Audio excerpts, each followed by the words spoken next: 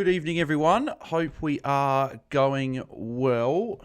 I had a bit of technical difficulties, of course, before we went live, but obviously with the new layout and everything, I did originally plan for a scoreboard to be above my head, but unfortunately the computer did not want to work with all those tabs and everything in there, so we had to go without the scoreboard, but that is unfortunately the way that life throws up some curveballs. But I hope we're all going well. Excited for some footy, some actual proper footy. No pre-season stuff. It's proper football, which is really good to see. As I'm just signing into my account apparently because I can't interact with the chat apparently, but I can see the chat coming through. Hope we're all going well and excited for the footy. Why is this not letting me sign in? Okay, no, now it's letting me sign in. We don't seem to be buffering or anything like that, of course. I'd try another way. Can I just sign in from password? Why is this coming up now, right as I'm streaming, and decides that I'm not apparently on here? Okay. Unbelievable. How is that the wrong password? Okay, all right, we'll get sorted. But yeah, let me know in the comments, guys, who you guys are looking forward to watching tonight. Is there a particular player that you're keen on that you'll be watching? No. Why does it need my phone number? Okay, why is this doing this crap now? Certainly could have... No, I don't want home address. No, none of this. Why is this coming up with this right now? I really don't want to be dealing with this now. I want to be bloody getting ready for the football and interacting with you guys as we get ready. But it's not letting me... But yeah, let me know in the comments below, guys, who you guys are looking, well, in live chat, who you guys are keen on watching tonight. Is there someone that you're really keen on to watch to see if they make it into your side? I think Bison Sheldrick, probably two ones for me that are quite cheap that I'll be watching tonight to see how they go. A few rookies as well. Here we go. Finally got the chat up. Here we go. This is better. As I'll just adjust that so that looks a bit better. Cool. Is there a way that I can... So fantasy scores, is it command? No. How does, no, that's not doing that. Is it option? Yes, I want the top 10 scores. 2, 4, 6, 8. Is that the top 10? 1, 2, 3, 4, 5, 6, 7, 8. Yeah, cool. Top 10. That's exactly what I wanted. So this should have been sorted before. But anyway, that's okay. We'll just edit that bit there. But what do you guys think of the new layout? Bit more different compared to just my face on the half of the screen and then the scores on the other half of the screen. Obviously, I was hoping to have a scoreboard here. I might try and add one in now, and we'll see if the stream allows me to do that. And if it sort of doesn't bug out or anything like that, we'll see if it works. But if it does sort of go quite slow, then we might not be able to have the scoreboard, which I really wanted. No, I don't want that. I don't think it's going to allow me to. I think it's going to play silly buggers, isn't it? But we are... Wait, we... Oh, well, I don't know. I'm not sure what's going on at the moment here. They all join up ready to go. Right, let's see if we can allow this scoreboard. Don't think it's going to allow me to, unfortunately. No, it's saying that it's not working well enough. So, okay, that's all good. We'll just have the scores tonight. Unfortunately, we won't have a score, but I'll just see if I might have to manually put a scoreboard in at some point. I was hoping to have a scoreboard and timer so we could have that on there as well, but unfortunately, I don't think that it's going to be doing that. So yeah, it's off for Dennis Committee, of course. Obviously, that was very, very sad hearing about that yesterday. Unfortunately, I'll just marry that up there. Alrighty.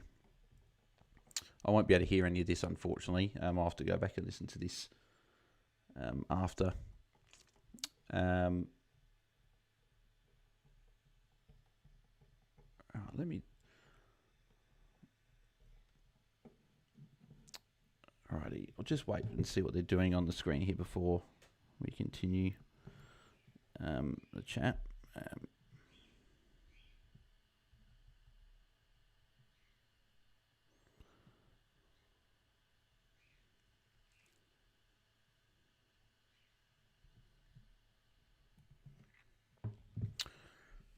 All right, let's get through some of these questions. Oh, no, why is that? Oh, no, that was a mistake. I didn't want that to go all the way down there.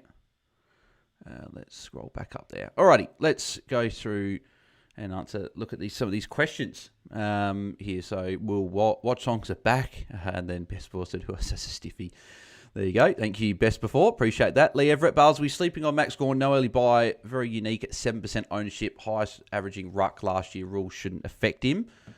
I don't think we're sleeping on him. He's just very expensive, right? He's got no early buy, so that probably helps. So you definitely could look at something like that.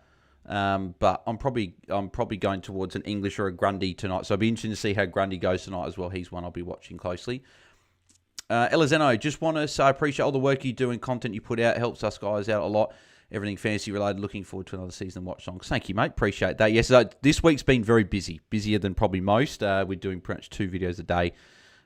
So yeah, no, it's been good. So I'm glad that you've been enjoying it. Jason Welch, go the Bloods. Swans fan, by the way. Yep, no, be interesting to see how Sydney go tonight. I expect them to have a good year.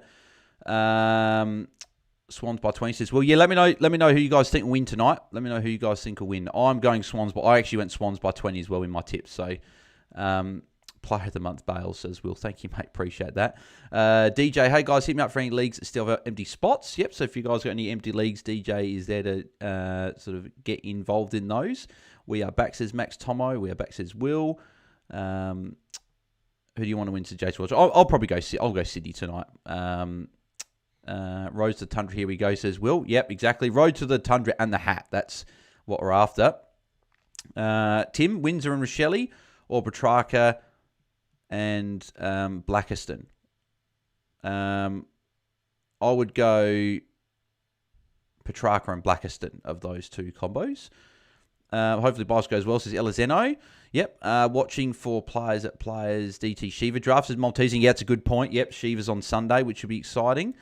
Will, Goulden, Jagger, Smith, Sarong, and Walsh. Says Will, that's who you're watching tonight. Can't wait to see Sarong, Jagger first game to see Walsh as well, says Corey. Yep, yeah, exactly. Josh Sarong's obviously one I'll be looking at on the bench. Jagger, he's pretty much locked in. He's just got to get through tonight, and then he'll be in there.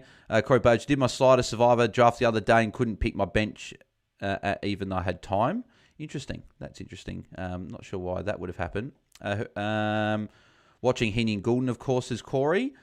What do we do? Will, who reckons scores the most in opening round? Yeah, let me know. Yeah, actually, that's a good one. Let us know who you think scores the most in opening round. I'll go Lockie Whitfield, 142. Just one that came to my head randomly. So here's a coin toss here. About to get underway. Watching Bryson Heaney somewhat closely. Expecting Wiedering to shut down Curnow. Yeah, that's going to be a good matchup, that one.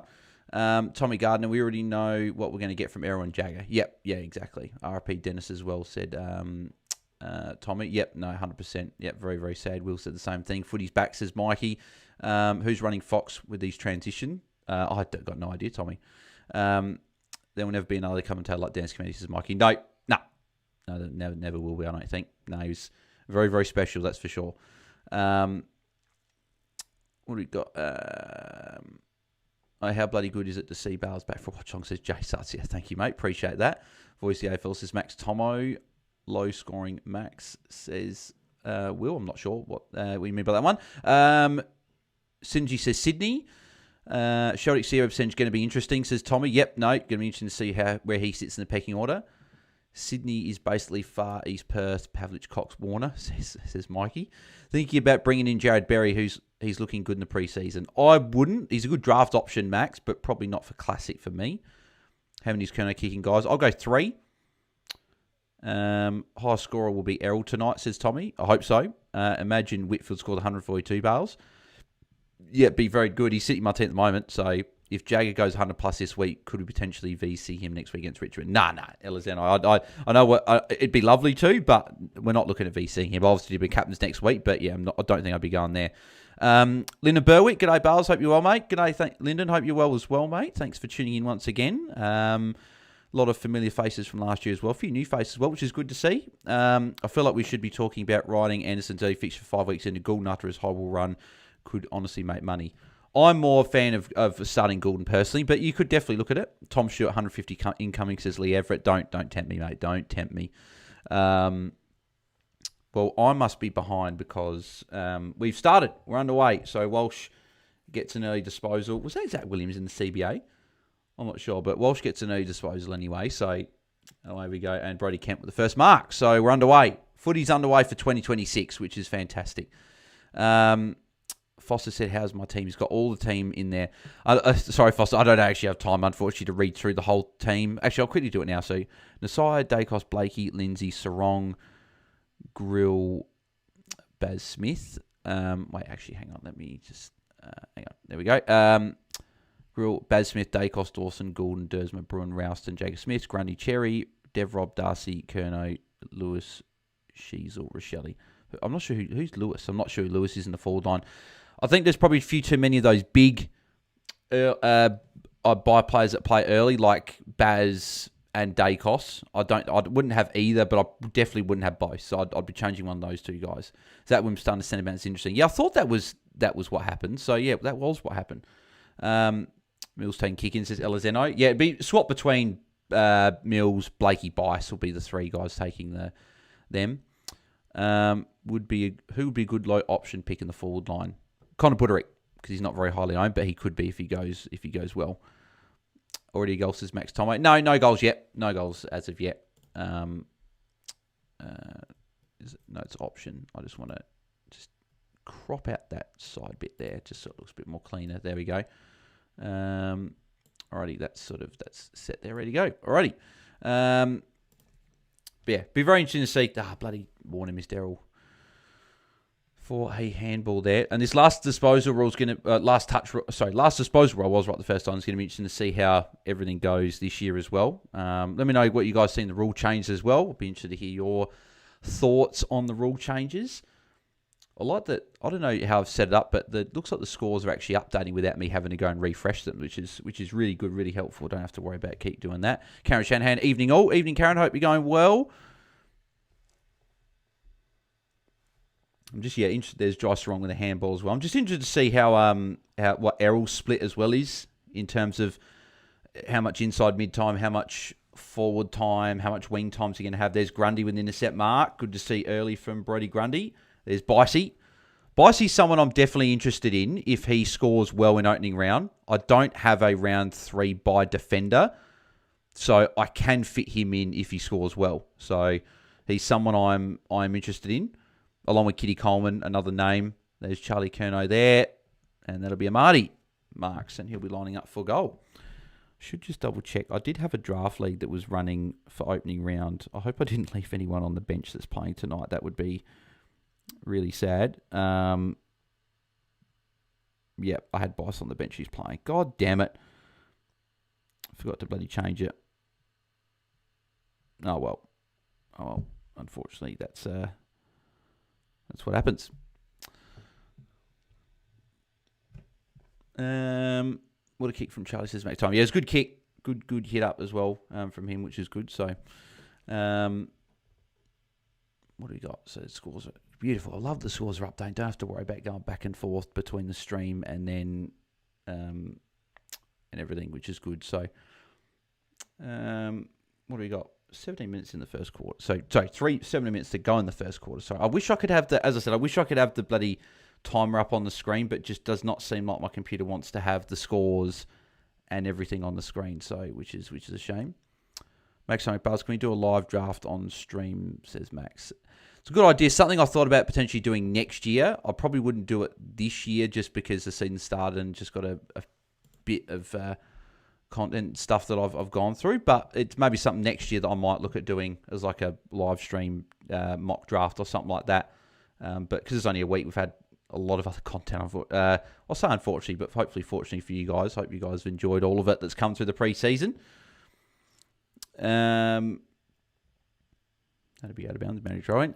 Corey Bage, feels like the last disposal won't be affected as much as we thought. It's only a handball and a kick. Tap-ons don't count. Yeah, tap-ons don't count. Yeah, it's just it's like the AFLW, right? It's just the last disposal that goes out of bounds and will be the free kick. So that's how that'll work. So make sure you guys do smash a like on the stream.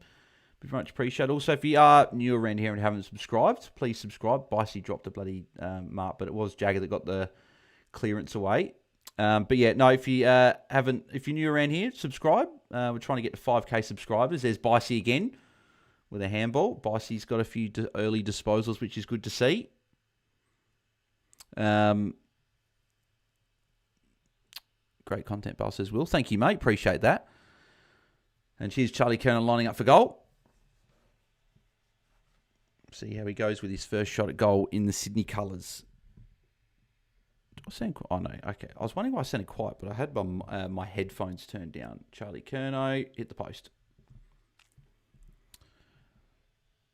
Maybe I might be able to scoreboard up when I've actually got Wi-Fi. I'm actually using a hotspot today, so apologies if the stream decides that it's going to be buffering at any point. It is a hotspot tonight, which is, thankfully, Wi-Fi, we get it next week at the new house. So, well, not Wi-Fi, it's something to do with the NBN isn't working, so, and we can't have a modem working apparently. I don't know why, but hopefully we get proper internet next week, and then hopefully I'll be able to have the scoreboard on. Maybe that might help. And there's a goal for Brody Kemp. There's a nice goal. First goal of 2026 is Brody Kemp from the pocket. Nice goal there as well. And also, if you guys haven't yet already, we do have a giveaway running at the moment through our Patreon. So if you head to patreon.com/AFL Fantasy Fanatics and join one of our tiers, you'll get entered into the draw to win a 20-minute Zoom call early next week, likely on the Tuesday or whenever's convenient for whoever wins. And we go through your whole team, review your team, and any question you guys have.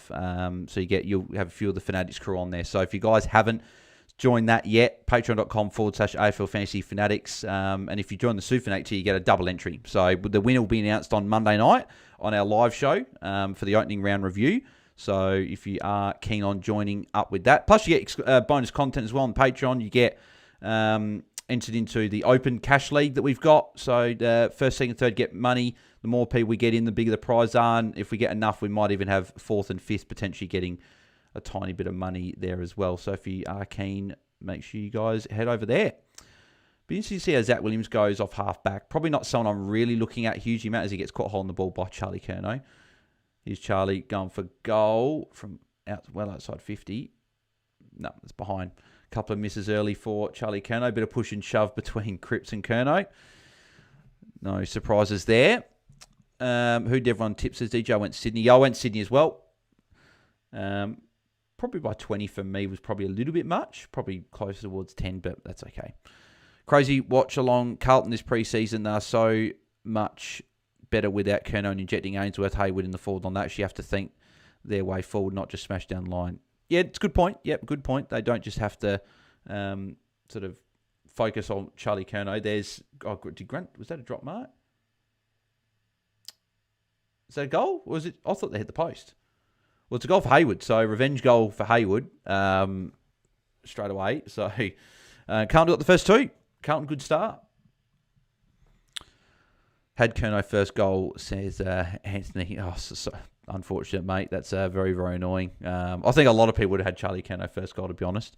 Grundy should have held that mark there, to be fair. That was a pretty poor drop, unfortunately. The chat's not refreshing for me, says the Synergy. The chat's refreshing for me, so I can see your chats and stuff, and it's all sort of the scores and everything are loading. So I'm not sure what's going on, Synergy. Hopefully, it refreshes for you soon. Karma says Will. Kerno looks like he's going big already on 19. Doesn't have a goal yet, says Elizeno. Yeah, well, he's someone that if he puts up a massive opening round score, he could tempt a few. I'd be tempted as well, if depending how big he went. Everyone's got their price. There's a kick for clearance from Grundy as well. Grundy's had a decent start as well. Be interesting to see how Carlton and Sydney finish up this year. There's a handball for Walsh as well. Be interesting to see where these two teams sit at the end of the year. I think Sydney, I probably would have had them pick for top 4 before ahead of the season. That's probably where I'd go for them. I think they're going to have a big year, if not top 6. I think they'll definitely get top 6 with and avoid having to play in the wildcard round. Carlton's, I would have had them probably missing out, but they won both their preseason games and they are looking good early here. So, yeah, we'll have to see how they go. Errol's calling for a short one. Of course, Blakey doesn't. I swear Blakey never passes short. He always goes long. Here's McCartan, handball off to Errol. So this is what I mean. Errol's going to get so many of these wraps around the back. He's going to get these disposals. Like, I think Errol's going to be in for a big year, and I could see him racking up huge points. Errol was calling for a short one there. They went to someone else instead. Errol's getting the handball here. This. I know he's probably not on a huge score, obviously, yet, but I could just see Errol having a massive year here. I know he's got Brisbane or Hawthorn Brisbane to start, but I think he'll be fine. Is that Bicey? Yep, Bicey with an intercept mark. Short to Errol. Errol got, apparently it was, Errol got, is he okay? Yeah, just sort of got, his leg got trapped underneath, but seems to be all good. Got up, so, where do we view your Crom this year, Bell says, Will? Good question. With a few injuries to the Crows early, like Curtin and Keane, I think they'll be a bit annoying. I think the Crows will be okay. I'll probably have us somewhere around 5th or 6th. I'm not sure if we'll get top 4 this year. I'd love to get top 4, and nothing in the preseason game said to me that we're going to drop drastically. Was that Walsh that took the mark there? I'm not sure. I don't think we're going to fall drastically away and miss out on the 8 or anything, but could we maybe slip to 7th or something like that? I'm not sure. Maybe I'm just trying to be a bit pessimistic, and if we go better than that, I'll be happy. There's Walsh with a handball there. I think it was Fogarty that took the mark before, not Walsh. Boundary throw in there. So Bicey's up to 20. Good start. Good start from Bicey. So he's someone if he puts up a good score, I'm tempted. Very tempted.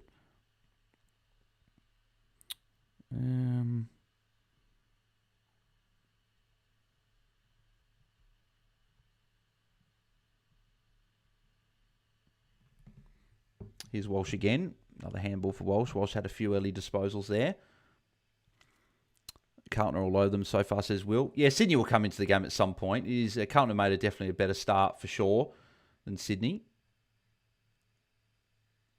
There's the 2 number 17s in Jordan and Kemp going for it in the back pocket. Harry Dean. I wonder if Harry Dean's a rookie that no one's spoken about, obviously because there's Jagger with a +6.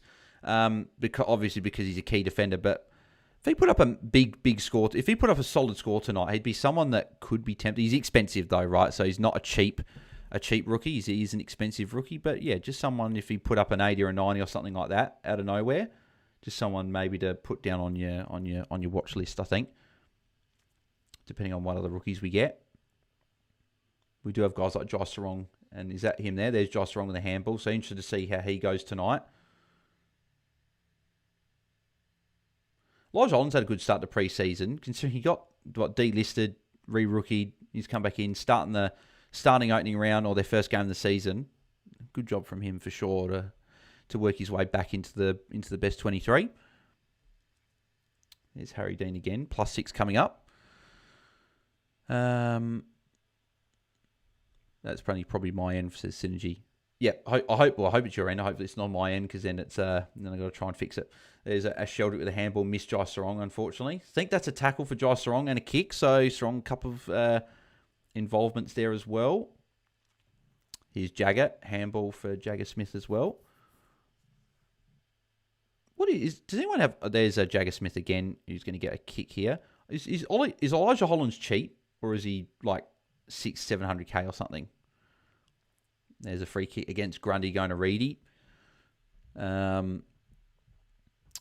Blakey never handballs as well, says Corey. Yeah, no, agreed. He doesn't ever handball, which is good if he was a better fantasy player, but he's not. So, Errol loves a handball, receives, says Lee Everett. 100% he does. Walsh, good start, 22. Everything I've seen from Walsh so far has said that he's starting for me. All I need to see is a solid score from him, and he's in. Carlton always have a pearl patch, then it's back to being subpar, says Tyler Jones. Maybe with Kerno gone, it's a pretty big structure piece change. There's Walsh with a kick. Is that going to be a goal? To the goal square? No, not quite. So, and then that's out of bounds. Dunkley or McCluggage, says Foster. Dunkley for me. Dean will look better with Dirks now, the team, says Corey. I hope so. If Sheldrick keeps playing like this, I won't be choosing him, says Tommy. I think he started on the bench. So, but yeah, he's been pretty quiet. Haven't really noticed him much. There's Jai Sarong again. It's up to 15 points now with that kick, I think. So, yeah, good start from Jai Sarong. Here's Blakey. Oh, there you go. Blakey handballed, but McDonald dropped it. So that's probably why he doesn't handball, because people he handballs to drop it. Jagger everywhere, says Alexander. Yeah, good fit, good start for him, that's for sure. He's locked into well our teams, right? So no problems with that. There's Rampy with a kick. McDonald drop mark, chest mark as well. I don't know if that was Bicey with a kick there as well. Bice looks awesome, looking awesome. How much do we need tonight to jump on? There's Errol with a +6. Good question. This would be a question that I'll probably ask the Ball Boys tomorrow. Obviously, we're doing a joint live show with the Ball Boys tomorrow, so make sure you guys do tune in at 5 p.m. Eastern, 2 p.m. Perth time. We previewing the rest of opening round and obviously maybe recap a tiny bit of this game. But yeah, if Bice went over 80, I'd be interested, because that's a few points over his price stat. And it just depends as well. Round 3 bye. Do I have too many in my team? If Buddick goes well and a few other guys maybe don't fit him in. But Josh Wrong was the only other round 3 bye defender I'd have. So yeah, he's definitely in consideration because he's at a cheap price. And if Kitty Coleman doesn't look good, I'm not sure on Windsor.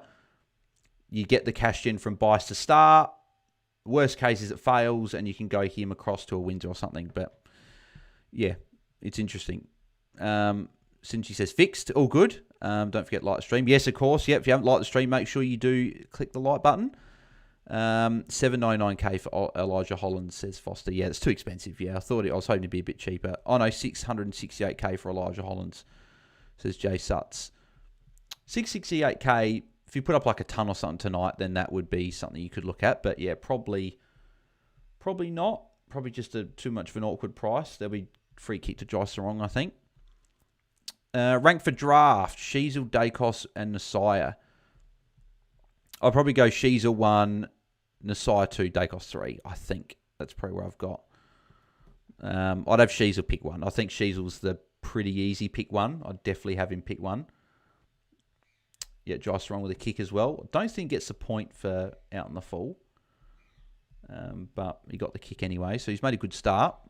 Errol's starting to get up there in the top page. Walsh obviously started really well. A lot of fantasy relevant players going well so far. Obviously, even in top 10 scorers, you got Walsh, you got Bice, you got Jagger, Charlie Curnow, and Errol Goulden, and even Hewitt for some draft leagues as well. Is relevant, obviously. So, yeah, everything I've seen from Walsh so far has been great. He's looking good. He's obviously in the midfield a lot. I think Cherry's injury will open up that extra little bit of market share that he'll get. I think his role is going to be good anyway, but it just opens up that bit there. Is that Jagger Smith for a +6? Yep, Jagger's started well. Jagger's just an absolute lock, isn't he? Just lock him at M8 and don't think twice about it. Don't think at all about it. Just put him there and leave it at that. Who's number 31 for Carlton?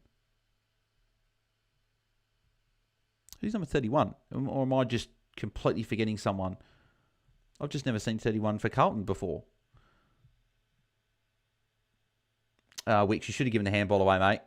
Too many of these Sydney defenders want to kick. They don't want a handball. Walsh has started on fire, says Will. Agreed. Fellas, footy's back, says Stu. Yes, mate. Very, very happy it is, for sure. Ollie's 799k. Yes, okay. Yeah, right. I was talking about, Elijah Hollands, because he's a forward. Rank for draft, Sheasel. I think Elijah Hollands is a forward, isn't he? If he's a midfielder straight, then definitely not. But I'm not sure if he's... Who is 31? Is it Ainsworth? Is 31 for Carlton Ainsworth? I'm not sure. Curnow free kick against. Bale's thoughts on Jack Sinclair as an option as Lee? Yeah, definitely. I think he's an option as a pod.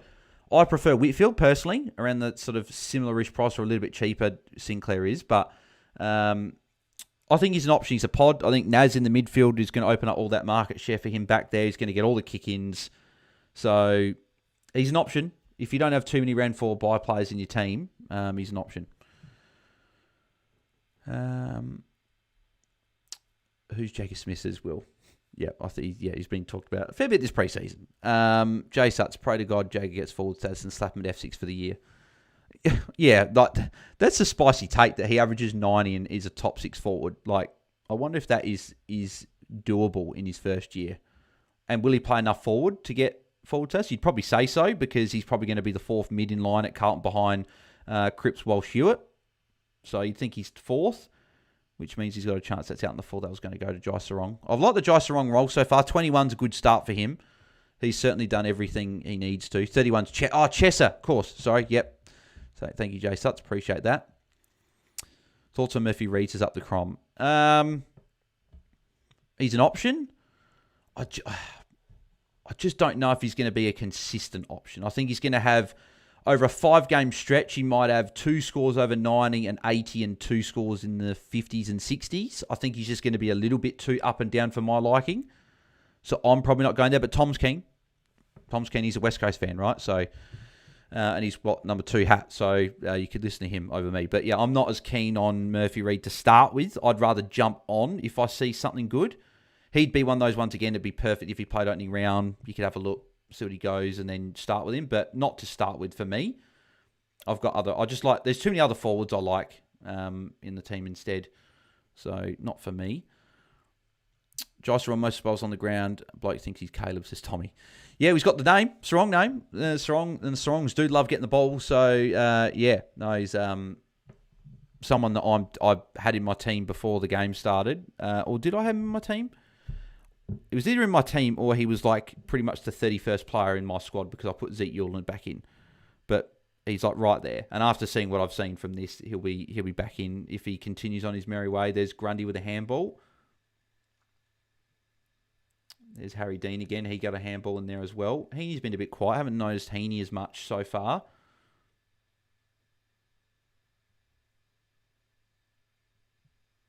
There's Hewitt with a handball there as well. Cooper Lord. I wonder if Cooper Lord's someone that's tempting a few people as well. There's Harry Dean. I think he just got a handball away there as well. Carlton are certainly all over Sydney at the moment. And it's a free kick to Ollie Hollands. Did I have... No, I didn't have Josh. Oh, that's right. I put Braden Cook in my utility because I wanted the most expensive rookie and then I'll pivot to something else. But yeah, I'll obviously bring Jai Sarong in as long as he keeps going well and put him there. Actually, I'm going to just do it. Actually, no, I won't do it now. Don't want to tempt the fantasy gods with anything. So, Sarong will come in for Braden Cook. I'll put Zeke Yuland into my mids on field just for the time being instead of Dersma, and I'll put Josh Lindsay on field. That's probably where I'll sit with at the moment.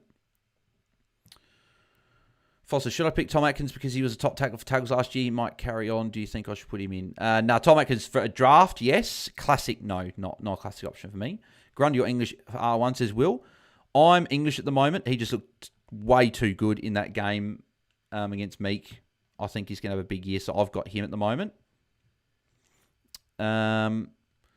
Carlton are really controlling the game so far. 30 plus more disposals than Sydney in this game is huge. Yeah, they are controlling it at the moment. So Carlton are doing, but they haven't put it on the scoreboard yet. So that's probably the one thing they'll have to look out for because they haven't made it count. That'll be a free kick for Cripps. Some of the Sydney mids have been super quiet. Heaney, Sheldrick, McInerney. Yeah, no, they haven't got much of it, but Sydney haven't really got much of it, to be fair. So the fact that we've got a few of these Sydney guys who have actually scored well, there, Corey picked Heaney in a couple of game day squad comps. Yeah, I did as well in my main one. I think I picked him in my main one as well. If I'm not mistaken, I'll quickly have a look. I think I did, which is annoying. No, that's the wrong squad. Classic squad. Yeah, picked Heaney on the bench. Yeah, it's a bit annoying. But when you've hardly got... when you don't have a lot of time to go, so many games to pick from, you sort of got to pick someone. Could have gone McCluggage. Could have gone someone else, but that's okay. All good. And Heaney can still rack up in a quarter, right? So I'm not going to rule him out from a bad score just yet, but not a good start for him at least.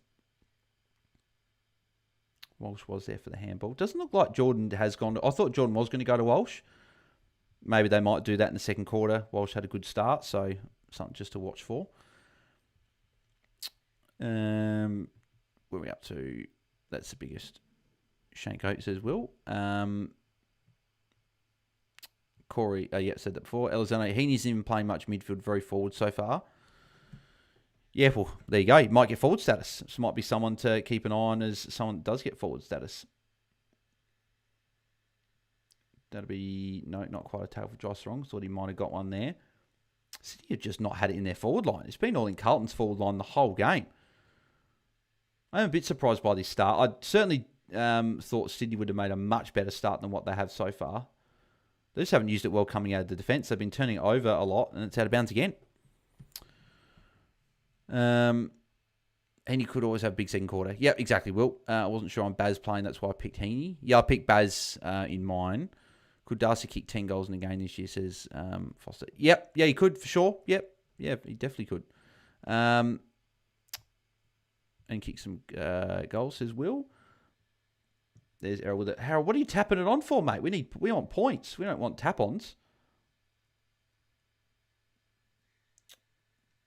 They should have gone to Errol instead. Finally, better kick. McInerney kicks to Marty, lining up for goal.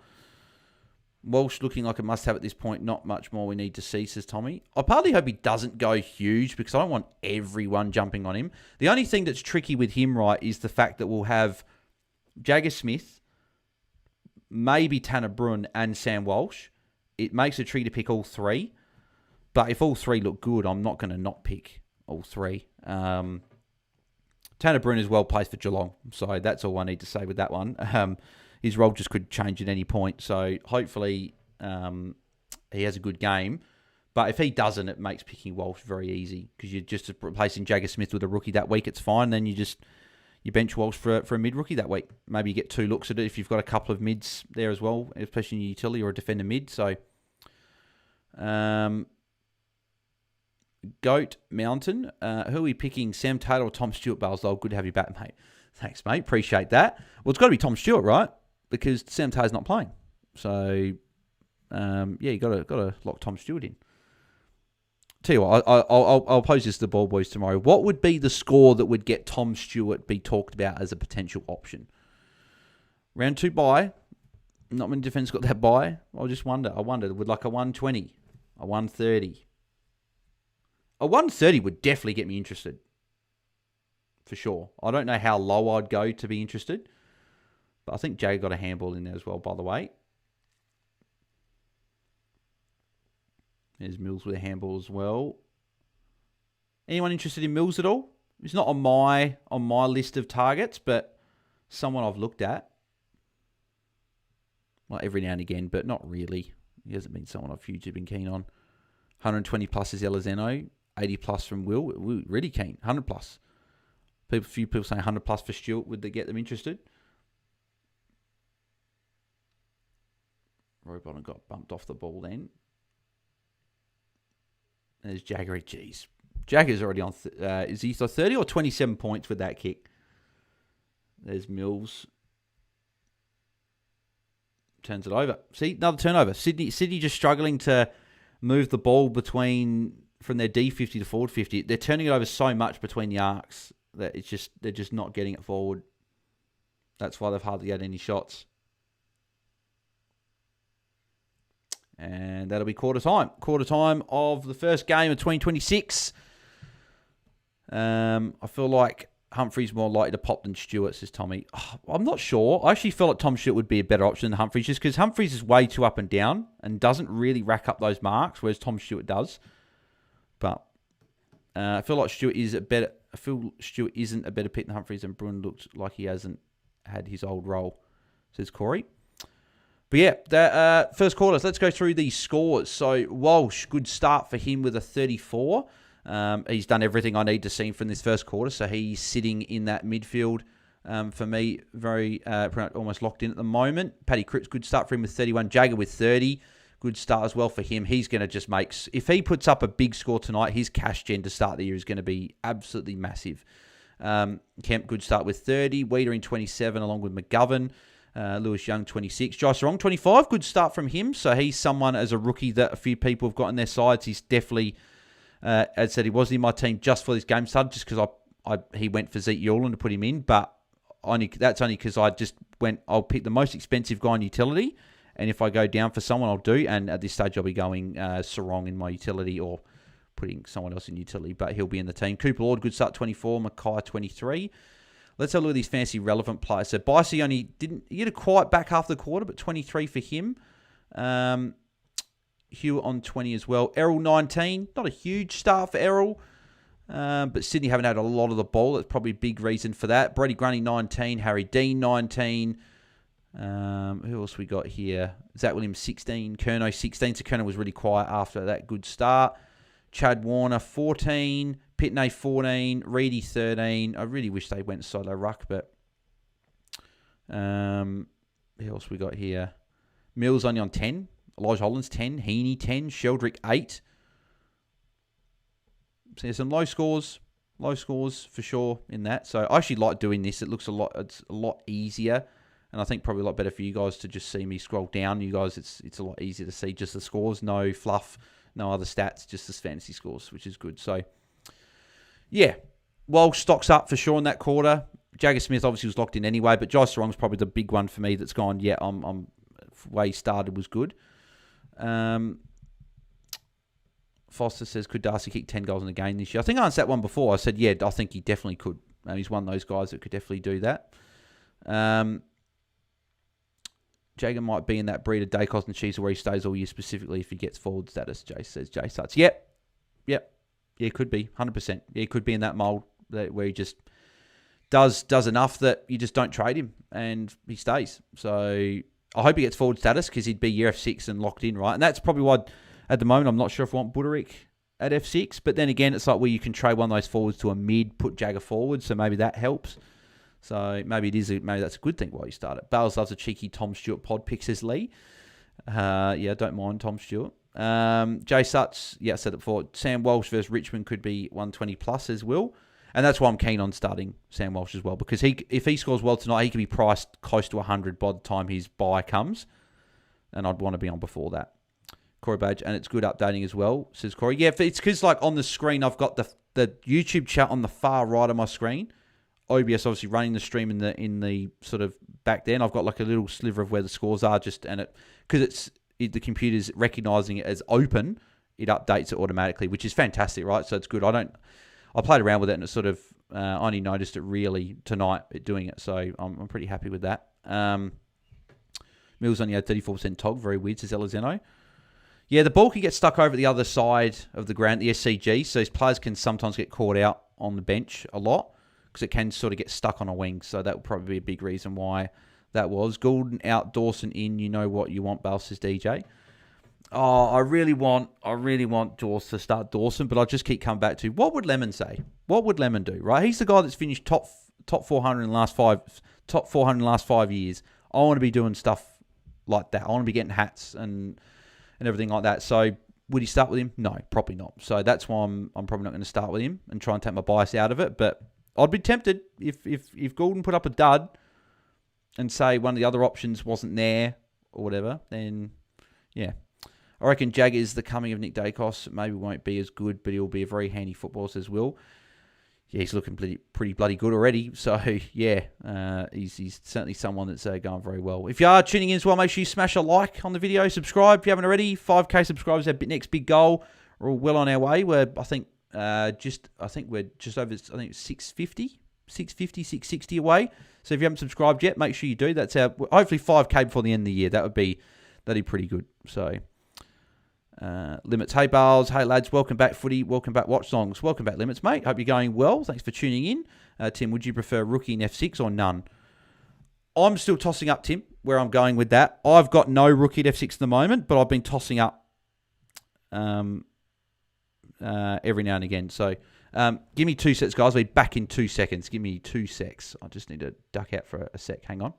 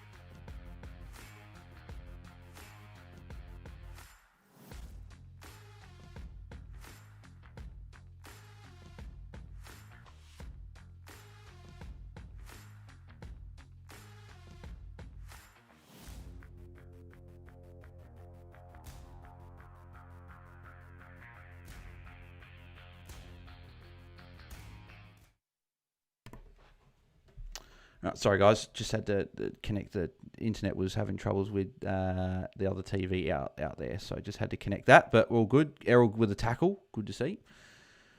Hope I haven't missed much. Have I missed anything? For your frenzy, a bit of push and shove. I have English, McAndrew, and Vistini with the rucks. 300k. Do I go Berman, Banks, or Windsor and upgrade Vistini to Jackson, Cherry? So I've got English, McAndrew, Vistini, rucks. Yeah, that's what I got. And 300k. Do I go Berman, Banks, or Windsor and upgrade Vistini to Jackson, Cherry? Nah, I'd prefer the more expensive defender, or just have Windsor and have 300k in the bank. Like, Lemon's done that before where he's had that much money in round 1, and it makes it easy to pivot in round 2 to get the 2 options you want. So I don't actually think it's a bad play to do that.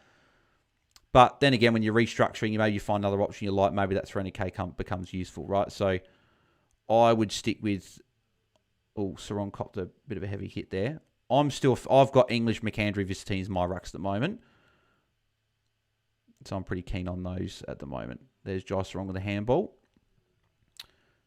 Sydney not scoring for a quarter is mad. A goal, says Will. Oh yeah, no, it's crazy they didn't score a goal in that first quarter. Kerno, good tackle. And there's Cooper Lord. Would you prefer to place Goulden for Walsh? Well, at the moment, you probably say yes. Yeah, you probably would say yeah. If Goulden puts up a bad score tonight, that would make me rethink a few things in the team. Grundy with a handball. Because if he puts up a bad score today, it means he's not going to make that much coin, and you can still jump on him after his round 3 buy, and it's fine. It was just put up 100 and, let's say, even just a solid ton. There's Walsh again. Like, Walsh is looking bloody awesome so far. Just, you got a couple of handballs there. He's just racking up the ball at will, really. There's Lodge Hollins, didn't quite get to in there. There's Wicks and McInerney linking up there. He had Errol short and he goes longer. See, Sydney are just not using the ball well at all. Like, Wicks was good last year, and Wicks can be a good small defender, but he needs to stop. Like, his running carry, yeah, it's good. He's running and carry's good, but his kicking is shocking. He always boots it long and turns it over. Like, he doesn't actually ever look for an option short, which I'm sure will be doing Dean Cox's absolute head in. Half of Cutton's team is on track for a ton, says Elizeno. Bales, what's your line for McAndrew, says Lee. He's starting on my field at the moment instead of McAndrew, because McAndrew's... for Vistine, because Vistine's got Tristan Cherry, which I don't like in round 1. Warner 3 disposals, Heaney 1 disposal. Well, Warner's done better this quarter so far, but yeah, all the Carlton players are racking up. There's not really much Sydney action going on. Cooper Lord 10 touches already. He might tempt a few with a big score in the game tonight. Elizano, neither team is using the ball well. I feel like new rules to increase the fastness of the game is making all the skills worse because everyone's tired 100% of the time. Could be a rough year. Yeah, potentially. Maybe Supercoach scores are going to be a bit more down with disposal efficiency.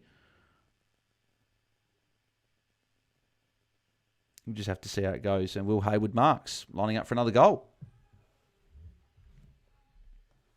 So yeah, not a good start for Sydney. Not a good start at all, even though they're only 10 points down.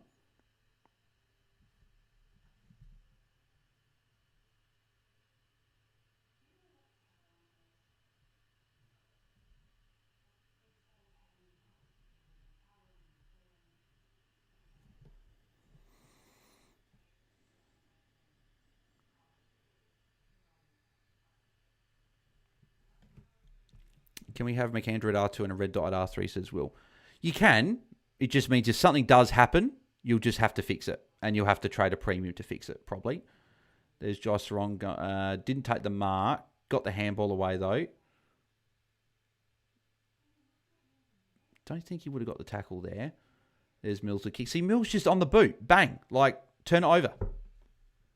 It's just stupid. It's just dumb football. Like, it's not going to work when you just get the ball and just bang it forward. It will never work. Well, not never. It work once every now and again, but very rarely will it work. Jager's free. Jager's free for a short kick. No. Lord's starting to become very, very interesting. Imagine he tons, says Tommy.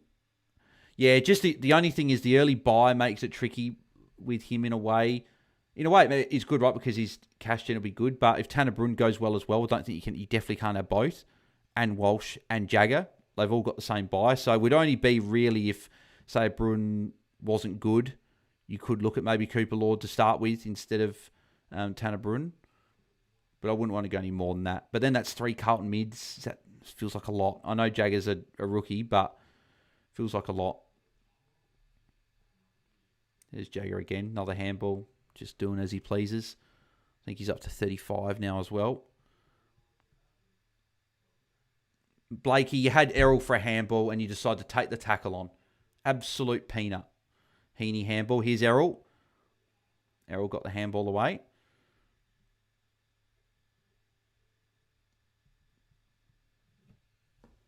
Is that a Marty free kick? Yep, Marty free kick. This should be Sydney's first goal. Should be Sydney's first goal. How many's too many on the early buys? I really wouldn't want more than 2 on a buy. I think the only time I've got more than that is in the forward line when I count Leo Lombard in round 3 and round 2 midfield where I've got Walsh, Bruhn and Jagger at the moment. That's the most I want to go. I wouldn't want to go any more than that on a certain buy in a position. And I do want to limit it as much as I can, but also pick enough where they're good options and I don't want to miss out on some of these guys. Canon 5, hey Bales, how was your break? Good to get footy back. Thanks, mate. Yeah, it was good. Yeah, good. Didn't get to relax for a huge amount of time, right? Because AFLW finished, mid-November, had a little bit of rest of November, a bit of December off, and then we obviously had a pod for Christmas, and then we didn't have a pod for Christmas. No, I think it was early Jan, like first or second week of January we were on. So short break, but yeah, it was good, mate. Hope you had a good break as well. I'm keen for next week, but also not because fantasy's fun but stressful. At least no subs this year. What are your thoughts on McAndrew at R2? That's where he's sitting for me at the moment, but I've got Vicentini at R3, like to rotate McAndrew and Vicentini in my rucks, depending on who's got the better matchup. Or if I want to eventually bring in a red dot, I could potentially loop between the two, which would be handy. Where was I up to? Tommy Gardner Carlton haven't capitalised on this momentum at all. No, they haven't. No, because it's only 5 points now with that goal. Wearing your new boy, Bals's Coat Mountain. RP Sam Taylor. Jeez, could you imagine if Jacob Wiedering puts up like a 120 and would be this year's Sam Taylor? Probably. You're probably onto something there. And then do you start him at D7? With Richmond round 1. You've got me interested. So we'll have to see how it goes. Gordon Walsh or Steele, says Footy Frenzy. It's probably looking like Walsh at the moment, right? The way he started. I really like Steele as well. I like all three. All three are in my team at the moment. If I had to rank them at the moment, based on what I've seen so far, Walsh should be 1, Steele 2, Gordon 3, based on what I've seen. But it's only been a quarter and a bit from the game, so I don't want to overreact just yet.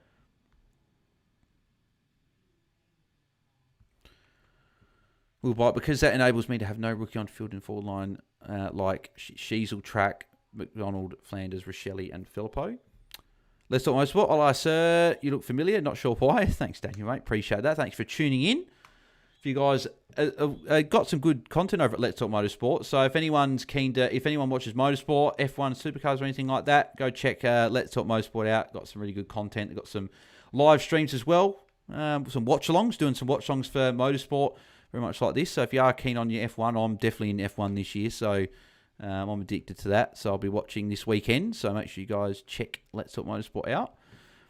JR, why is there no interest in Zane Zako Stelsky, defender ruck for Brisbane?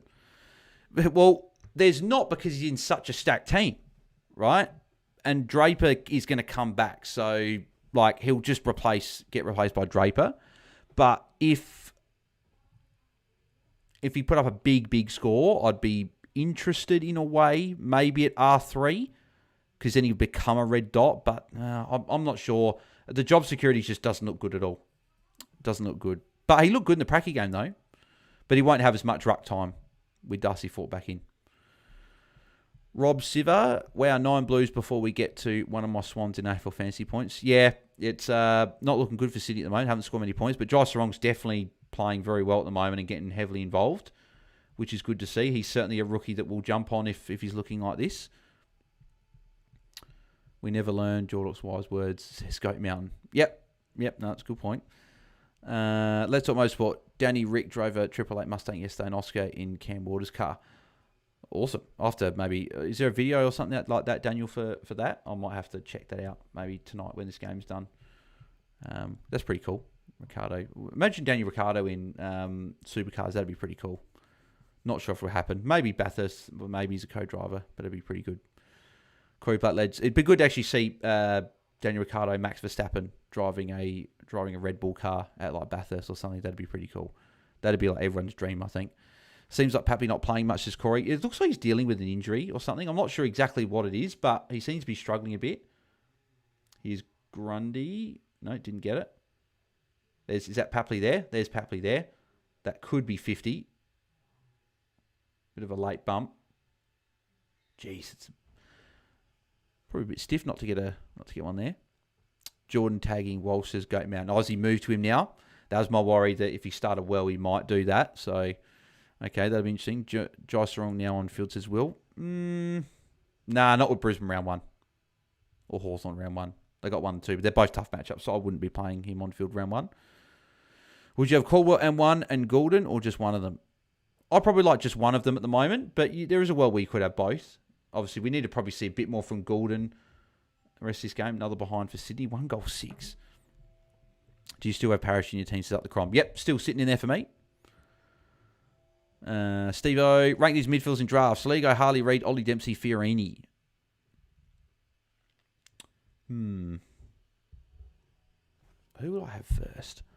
Saligo should be first, right? Because he should be the number 2 mid and should have a much better year, right? But there's a tackle for Goulden and Bicey caught holding the ball. Didn't get through. Good. That's a really good question, Steve-O. Dempsey would be last because I think he'll be very up and down. How's Fiorini gone in the preseason? Has he looked good? Has he been scoring okay? Does his scoring look all good? Because like, Fiorini's probably one I do like and would almost have number 1. Roberts, that was silly. I don't know why he played on there. Josh Sarong, another tackle. Josh Sarong going very, very well so far. He's locking himself into our sides the way he started so far. How did Fiorini go in the pre-game against the Bombers? He got 88. You know, I'd go Fiorini 1, I think. I've always tended to go in drafts where I've drafted first. I've gone Fiorini 1. That's where when I looked at the list, I went his name. I looked at it first. I'd go Fiorini. Then I'd go Saligo because I think there's more upside in Saligo than Harley Reid because Harley Reid's ceiling's capped because of being at West Coast. I'd go Reid at 3 because he's got a better role than Dempsey. And I'd go Dempsey at 4. That's how I'd order those, Steve. Good question. Made me think. Rob Siva. Is it Siva or Siva? Rob, apologies if I got that wrong. Apparently they've used Papley sparingly due to short preseason, not injured. Will be low minutes just using the 5th bench spot potentially a smart manner. Yeah, that would explain why. That's a throw from Fogarty. Should have been a free kick for Sydney. Tackle for Bicey.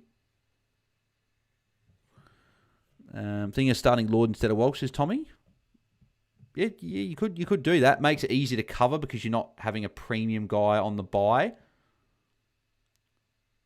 Free kick for... Who's that for? Is that McDonald? Yeah, from McDonald. Josh Sarong could get a disposal here. No, McCartan apparently is going to take everyone on. And kick to Rosas, who was under pressure. That was just a silly disposal, silly decision when he had... There's Josh Sarong with a handball there as well. Josh Sarong is going really well. And another handball for Josh Sarong. Jeez, he's going to be... He's racking up at the moment. There's Sheldrick. Goulden up to 37 as well. Goulden been better in this quarter. Certainly getting a bit more of it. And there's still plenty of time in this quarter to go.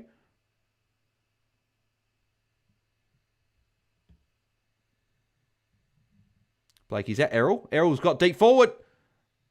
Is he going? Errol got the handball there as well. Not sure if he was playing deep forward or got forward. There's Rosas' goal. So Sydney all of a sudden in front. After all the dominance that Carlton have had for a quarter and a bit, Sydney are in front. Thanks, Bells. Good to see you back, says Steve. Thank you, mate. Appreciate that. Good to be back, mate.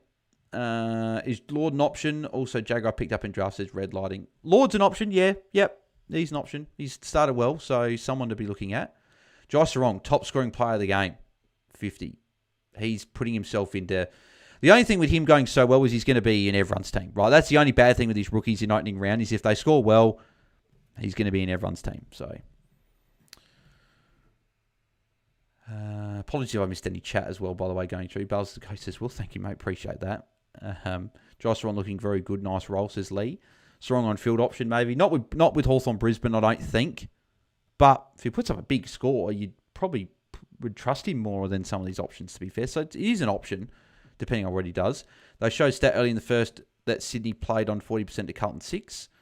Sarong to 50, says Corey. Josh Sarong, they want it in his hands. Wow, says Andy East. Sarong will be a must-have, says Corey. Tommy, who would have thought Sarong and Law would be the top scorers on the scoreboard? No, I wouldn't. I didn't think they were going to be either. So, who's in this midfield? Heaney, Rowbottom, McInerney. Why is McInerney getting so much midfield time? I've never really rated McInerney. He's a much better winger halfback, not a midfielder. And he shouldn't be playing midfield over the guys of your Goulden and your Warners and stuff like that. So I hope that's not going to be something that's going to eat into guys like Errol and even Warner's CBAs. Give it to Walsh. Give it to Walsh. Jagger. Yes, Jagger. Handball for Jagger and handball for Walsh as well. Maybe Errol's on the bench. So that might be why McInerney was in the midfield. But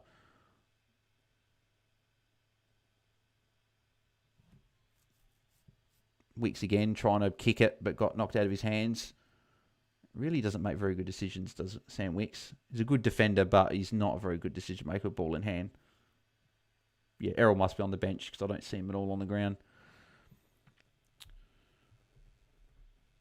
Tommy Gardner, good thing about Sarong going big is many will field when there's a better rookie option to field. There's a rare pop score. This is a rare pop score. I don't know if it's a rare pop score because I think he's going to score quite well at Sydney in a better role. And I thought he was going to play more of a lockdown third tall.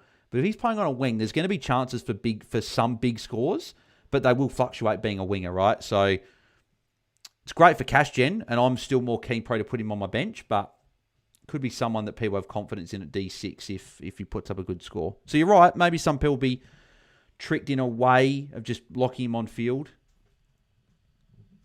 So, but no, very good start from Sarong.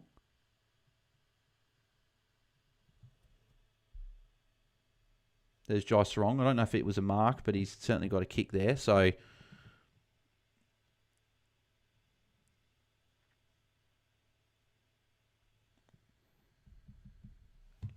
also, if you haven't done it yet, make sure you smash like on the video and subscribe if you haven't already. 5K subscribers is where we're trying to get to. So if you haven't done that, make sure you do.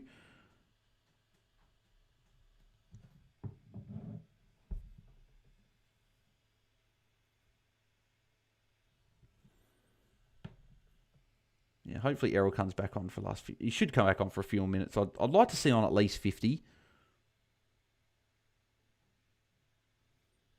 But the role hasn't been amazing like I thought it was going to be.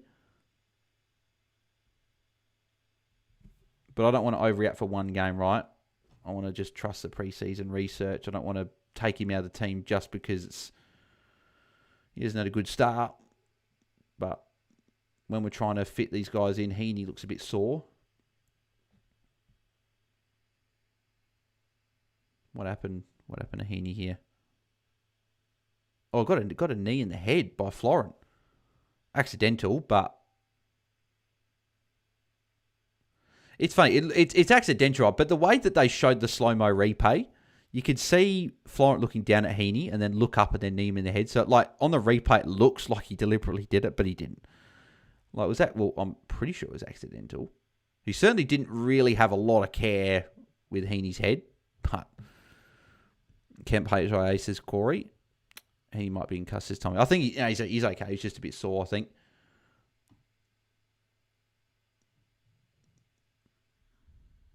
I really like Lord. His last few games last season carried on with a good start this season, says Rob Seaver.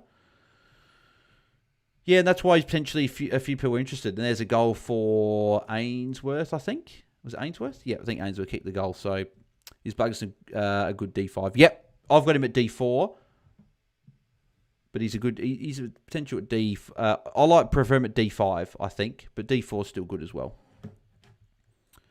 Yolan could pop a good score as well if he's on a hot wing, says Lee. And he's got those good early matchups, right? So that's what I like about Zeke, as long as he puts up a solid score in opening round. I just think it's so much better to pick these rookies, particularly bench rookies that play opening round. You get the double boost cash gen to start. It helps with if you need to loot players and stuff on early buys, you can loot better scores on. So that's why I like those there. Yeah, what do we got? We've got 4 minutes to go. Yeah, just over 4 minutes to go in the quarter. Hopefully Errol's back on. Heaney's on the bench at the moment. Might get a HIA potentially because of the knee in the head, so might chat to him there. So Jordan, McInerney, and Sheldrick. I don't like that midfield mix. And Errol at half forward. See, I don't like that. I don't like the Errol at half forward. And they're putting guys like McInerney and Sheldrick over instead of Goulden. Like, that's not what I want to be seeing. So I'm a little bit concerned with Errol. I know his score's not the worst. He's in the top 10 scorers. It's the lowest scoring quarter this quarter here. So, but that concerns me a bit. I know he's going to have his good gains, but if he's not playing as much inside mid, that concerns me. Walsh has had a quiet quarter as well, obviously with a bit of attention from Jordan.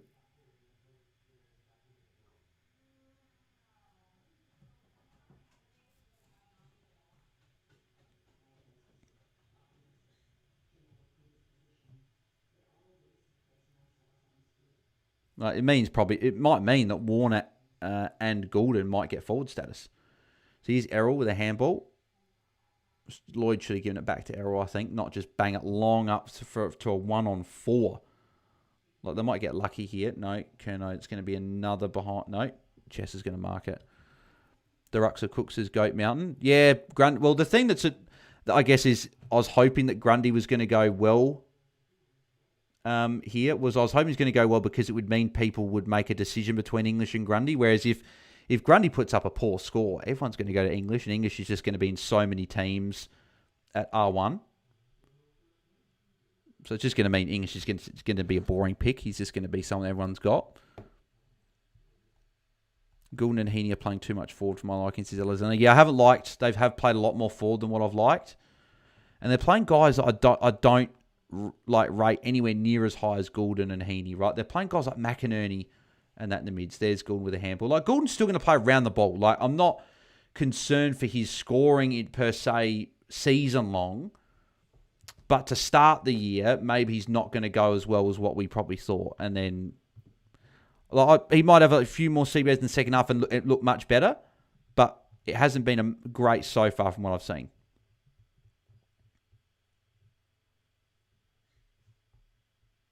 Certainly would have wanted to see a little bit more from someone I'm going to be paying nearly 1.1 million for.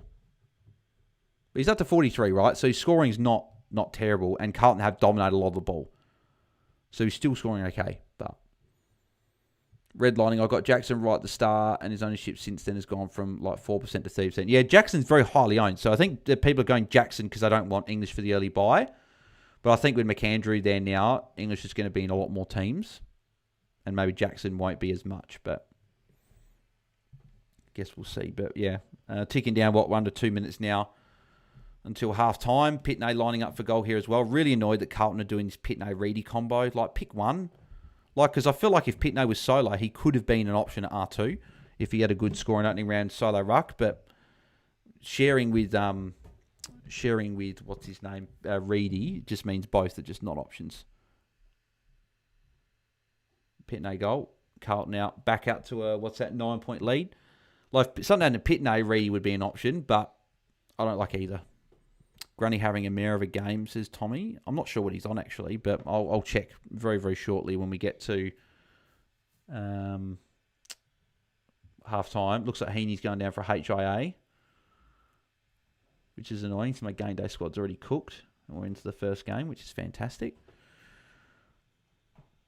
In rucks, any reason people are not talking about Briggs at 738k? He's on my watch list, and I'm waiting to see what he scores on Saturday. But just with it's the managed preseason DJ that's been the big the big negative for him. I haven't liked the fact that he's hardly played at all. He's played forward as well at times.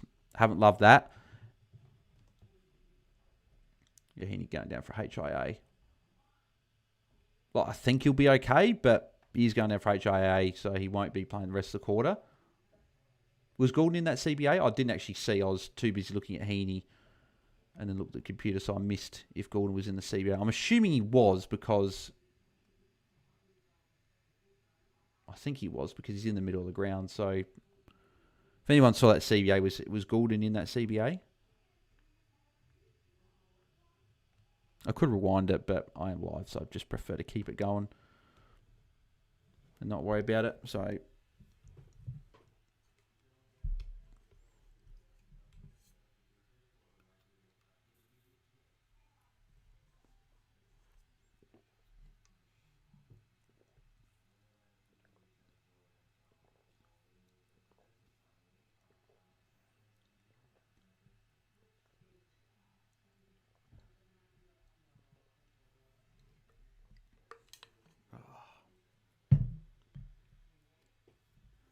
another rush kick again. Is that Walsh?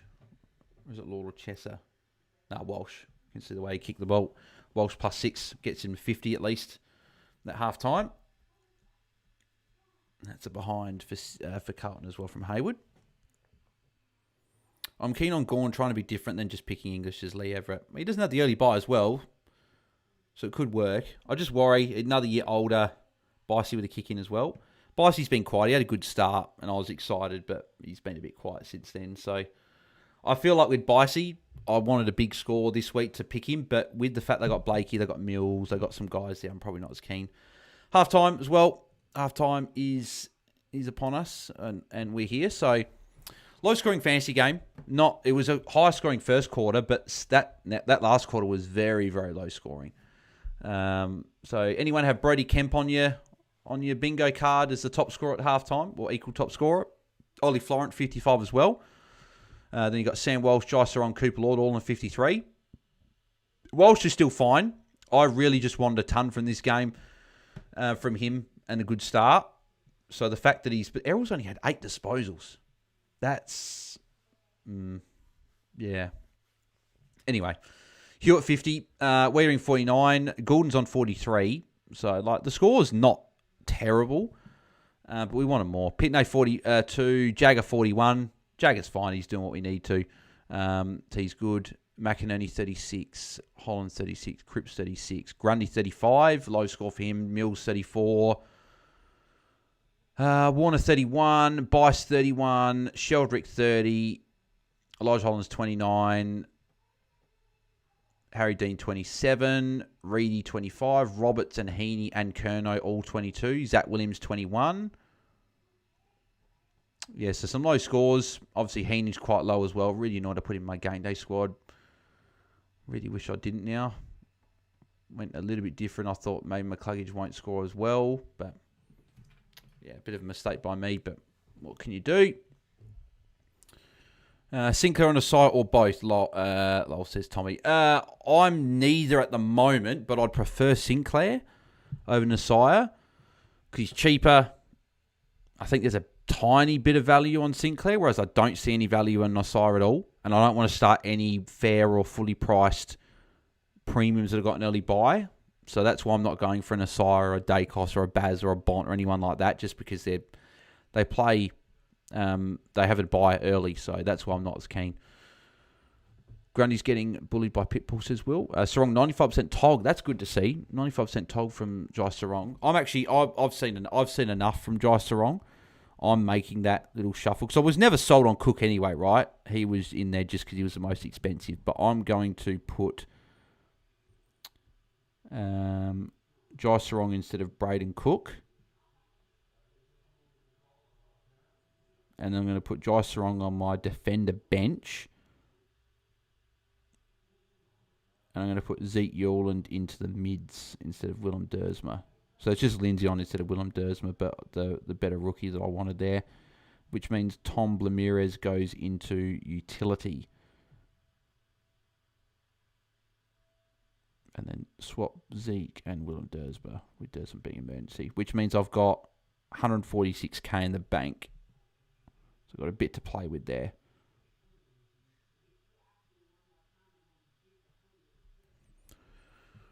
Didn't you have Naz in your team for real, or am I wrong, says Redline? No, I haven't had Nassar in my team once this preseason. I might have had him in I would have had him in the... you might have seen me post a photo. I put the most popular team up. He was in there because he's in the most popular players. So that might be why you thought he was in my team, but it wasn't in my actual team that I picked. He was just in the team I was doing for a video. Tommy, haven't been watching too closely, but if Jordan is taking Walsh here, this is very impressive from Walsh. Yeah, which is good, right? It's showing you can still score with this tag, which is good. I think John went 2 more in that quarter for sure.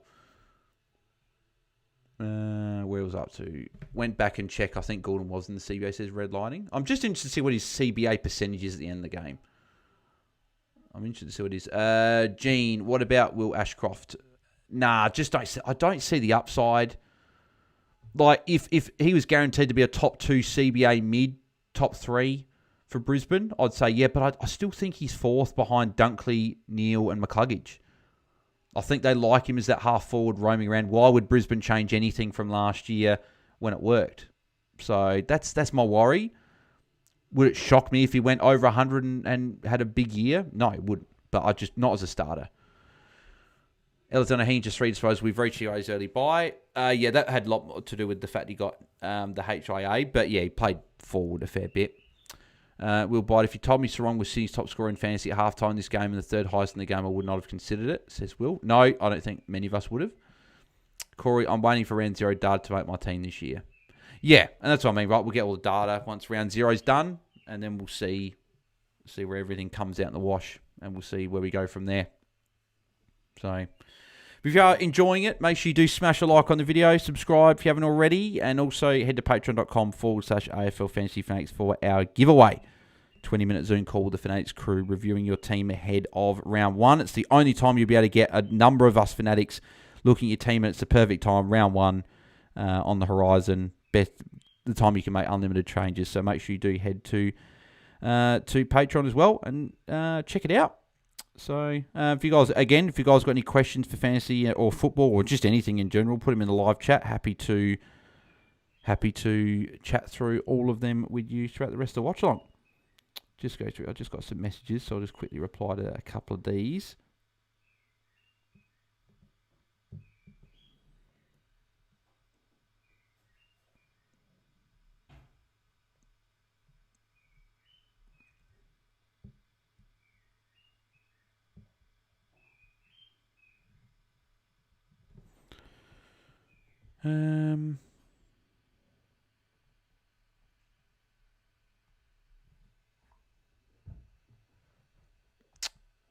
Cool, I'm up to date with all the chat. I thought for a second I'd missed a few things there. Has AFL Ratings put up the CBAs for the first half? No, I was hoping Pete would have done that. Pete normally does do them for the first half. No, I was hoping he did because I would have had a look at what the CBAs are like. But yeah, I don't love the golden roll so far.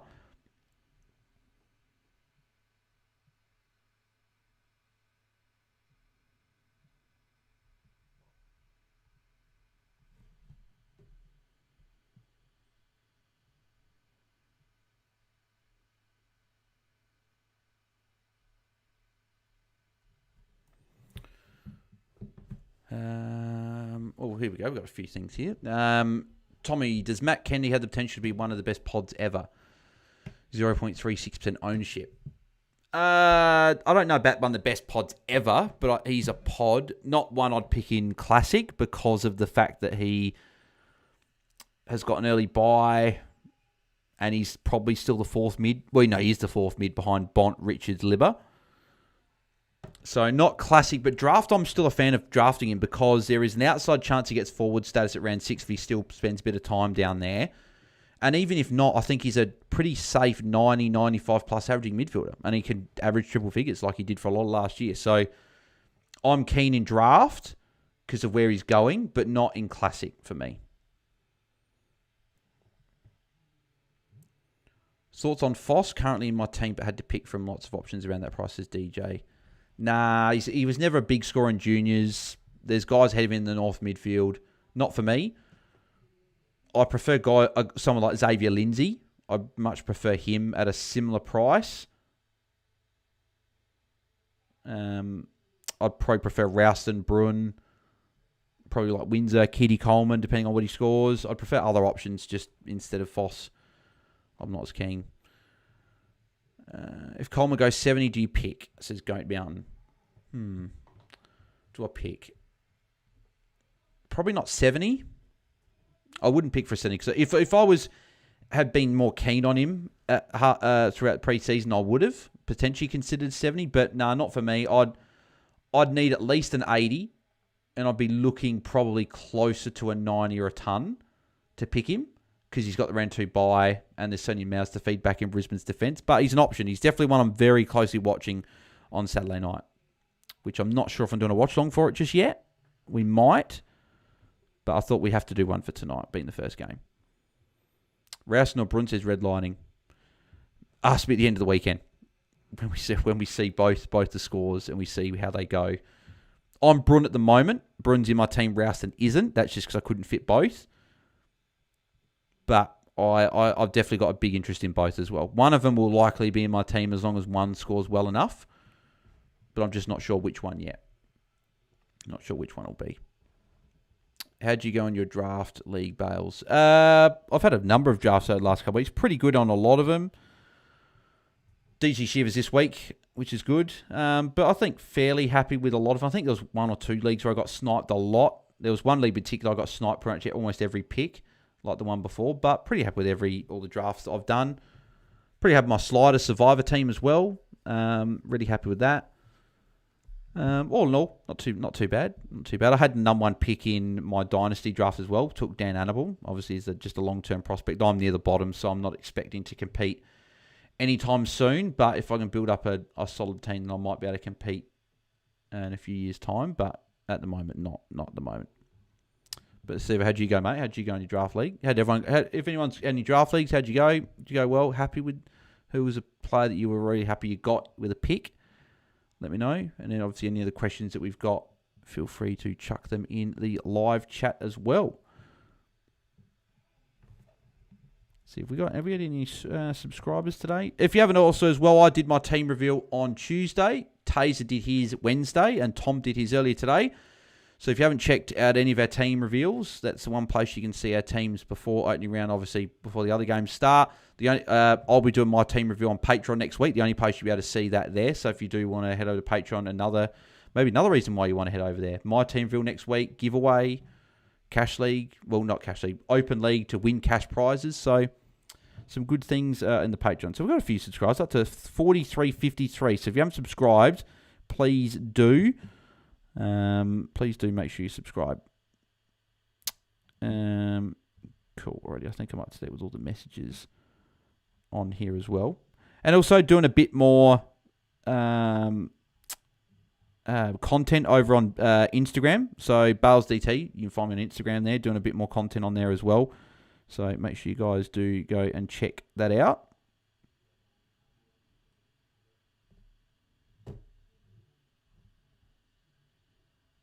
Actually, we only need 2 people for 1,500 followers. So if you haven't followed BAILSDT, go and give it a follow so we can hit 1,500 followers. That'd be pretty good if we can hit that. Corey, Slice Survivor didn't like my bench due to couldn't pick players. Oh, yes, that's right, Corey. I remember you saying that before, that you couldn't pick these players. So, yeah, sorry to hear that, mate.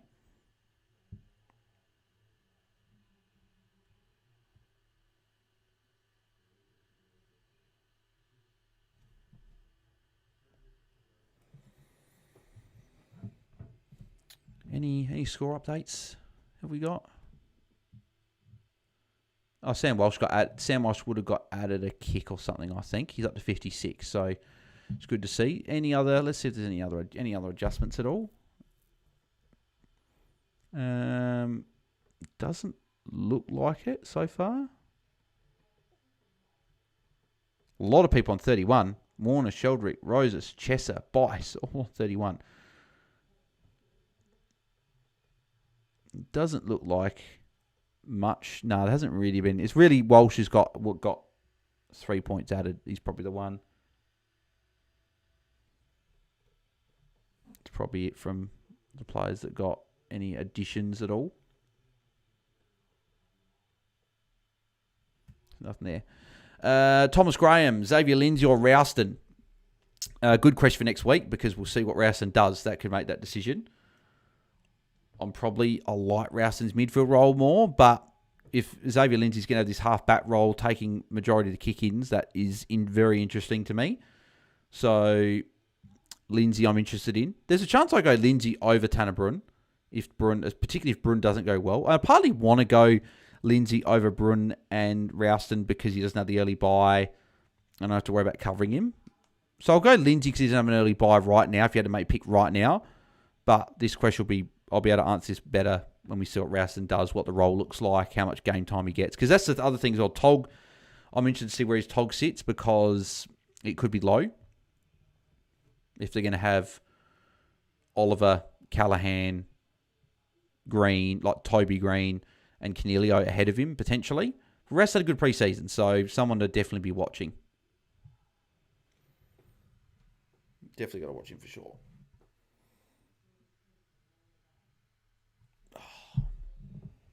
Feels like this halftime break's gone on forever. I just want this bloody football to get back on. How long have we got? AFL app normally tells us how long we got. Still got 5 minutes. It's only been 15 minutes. Feels like it's been much longer than that. That's for sure. Who's been having bad Tog? So Papley, obviously, we talked about. Reedy's got the lowest, 60%. Sheldrick low Tog as well. That's why I'm not as keen on Sheldrick. Just he is going to play like that 4th or 5th mid. It's just going to be purely midfield then bench for a lot of it. Even Goulden's Tog's low, 84. He's normally up a lot higher. Good to see Walsh over 80% Tog as well in the first half. Even Bicey's on 90% Tog as well, so he's playing high Tog. So, yeah, no, it'd be interesting to see what we have in the second half. I just want to see a lot more midfield time for Errol. I don't want to see as much of this half-forward jazz, but who knows? Geez, that KFC's looking pretty nice. Maybe we've got to go get KFC once the watch-along's done. That could be something for dinner. Not sure what to have for dinner, actually. Haven't thought that far ahead. So we've got a few people still watching. So if you haven't smashed a like on it yet, please do. Please smash a like on the video or the stream, I should say. Any subscribers? Let's have a look. No, someone unsubscribed. There you go. Someone wasn't liking what we're doing. Do you currently have Goulden Bale, says Henzer? Yes, I do. He's currently in my team. I haven't loved what I've seen so far. I would have wanted to see a bit more midfield time, but still a second half to upgrade. So, to go well. So I'm keen to see how he goes in the second half. But yeah, I want more midfield time. But he's currently in my team still. Corey Page, in my redraft for my keeper, there were people who dropped their team to be sneaky. Got Caldwell, McCarthy, Kennedy is my first picks. Our draft had like Nasai, Callan, McCluggage, Track, Kirch. Me and my mate are going to destroy this year in the fourth year of it. Well, congrats, mate. Sounds like a pretty nice team you've got there. Henzo, what score does Goulden need to stay in your team? I think it's probably the better way to probably answer is what score would he need not to be in my team? I honestly think something below 90 would get me pretty concerned starting him at such an expensive price. I'd just be a bit concerned if he scores in a low 90s, sub 90 score, not playing a lot of midfield time. I'd then go, okay, that's enough for me to go, no, I'm not going to pay over $1 million to start with. But he's still there. I'm not going to take him out just yet. Hey, mate, good to be back for the new season. Thanks, Oak, mate. Yes, it's good to be back. Thanks. Yep, enjoy. I'm keen for a big year, hopefully a better fantasy year for me this year. Well, like, second half of last year was good, right? It came from, was it 13,000 after round 10 to finish just outside 2K. So I'm pretty happy with the way that last year went. It was just that the first half of it was awful, obviously, with getting stuck with Taylor, Tom Stewart. We know the drill. We know why I had a bad first half of the year. I just now need to put the first half of the year as a good part, and the second half of the year have a good second half of the year. So that's the hope.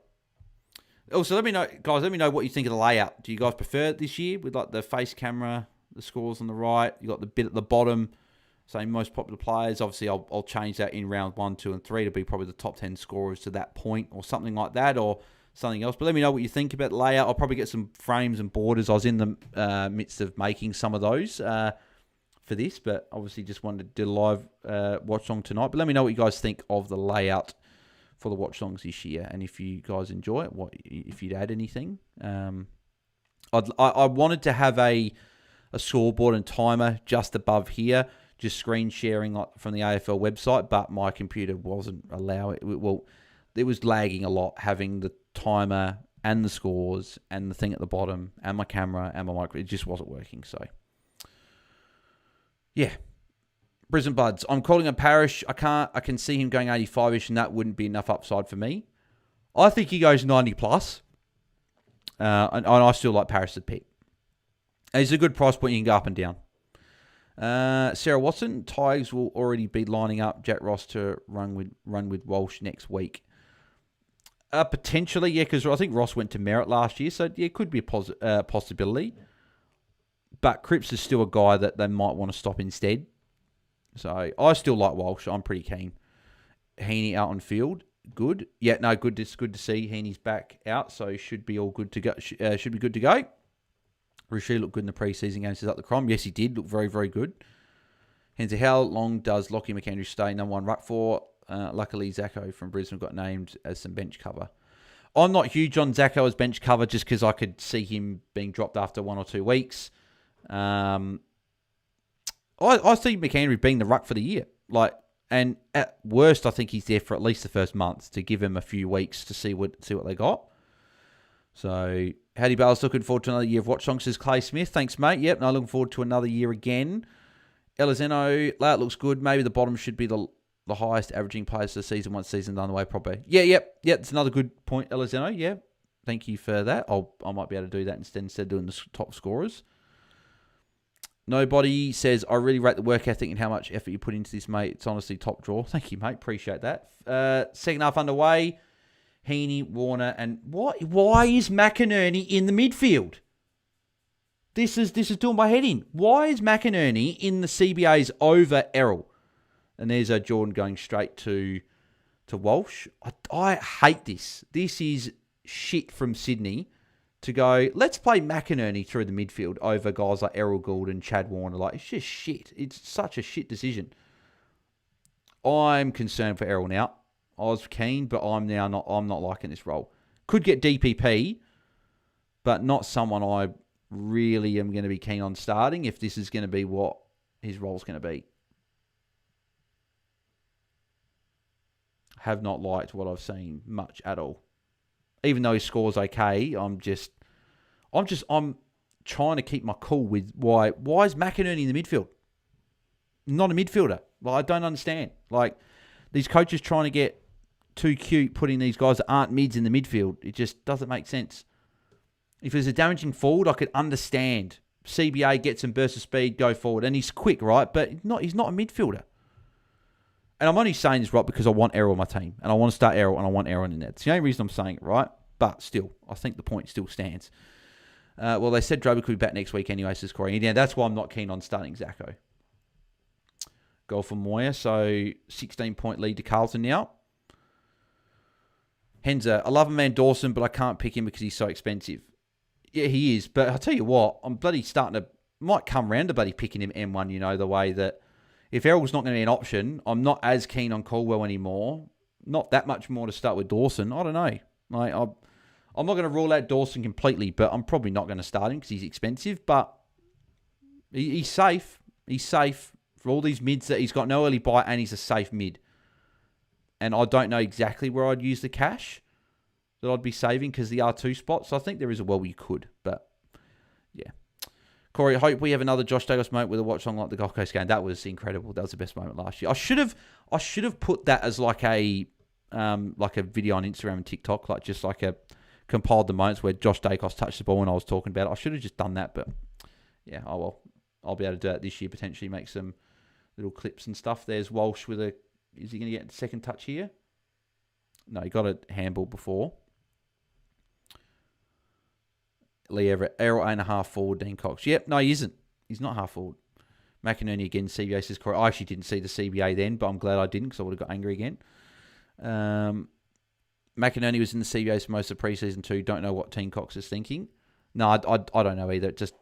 If he's in there for like 15% of CBAs, I can understand, okay, something different. But when he's one of the main guys in there, that makes no sense. Makes no sense. Your Dean Cox, mate, I don't know what you're doing, mate, but get Errol in your CBAs. He's not even around the ball when it's in defence, which is why I actually liked when he was on a wing.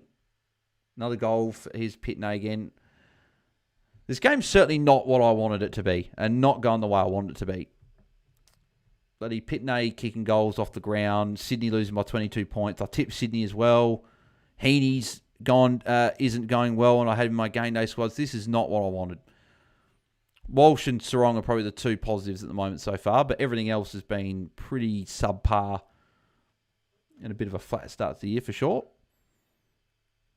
Reedy shouldn't play Carlton, should be solo ruck. Yeah.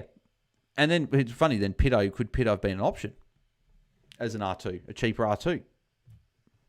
But with Reedy there, you can't.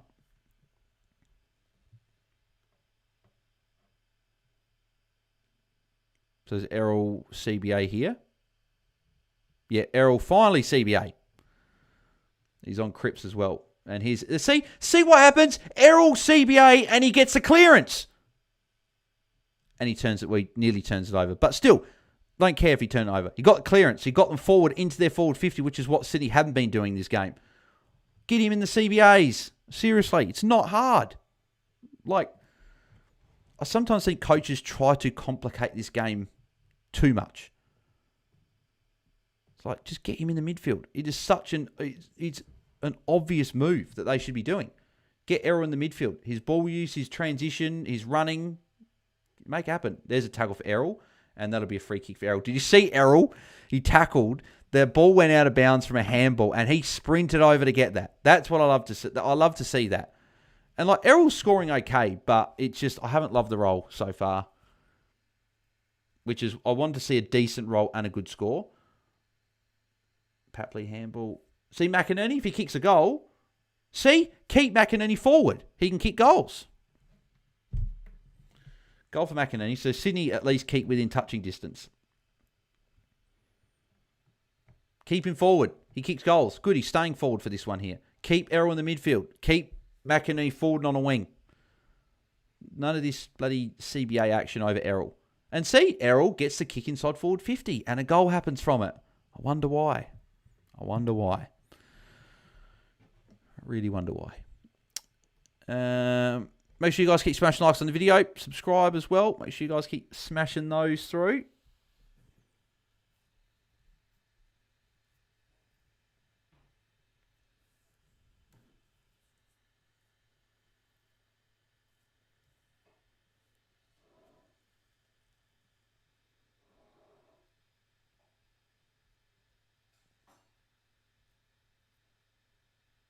Walsh got a handball there as well. Was that Warner's boot came off? I think that was holding the ball. At least Errol got this. I think Errol was in the CBA again there, which was good to see.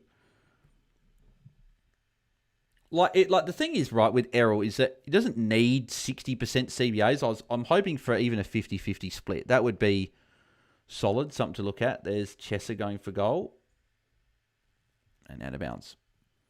So Errol's at the 53. Like Errol's now the second highest scoring Sydney player. So you could argue that Sydney low scoring game for them as a team as a whole. Maybe they score more, which means Errol just gets more. And I can still see Errol tunning up from here. I just want to see not as much of this forward second half. There's a kick for Errol. If that goes to Carlton, that'll be a tackle for Walsh as well.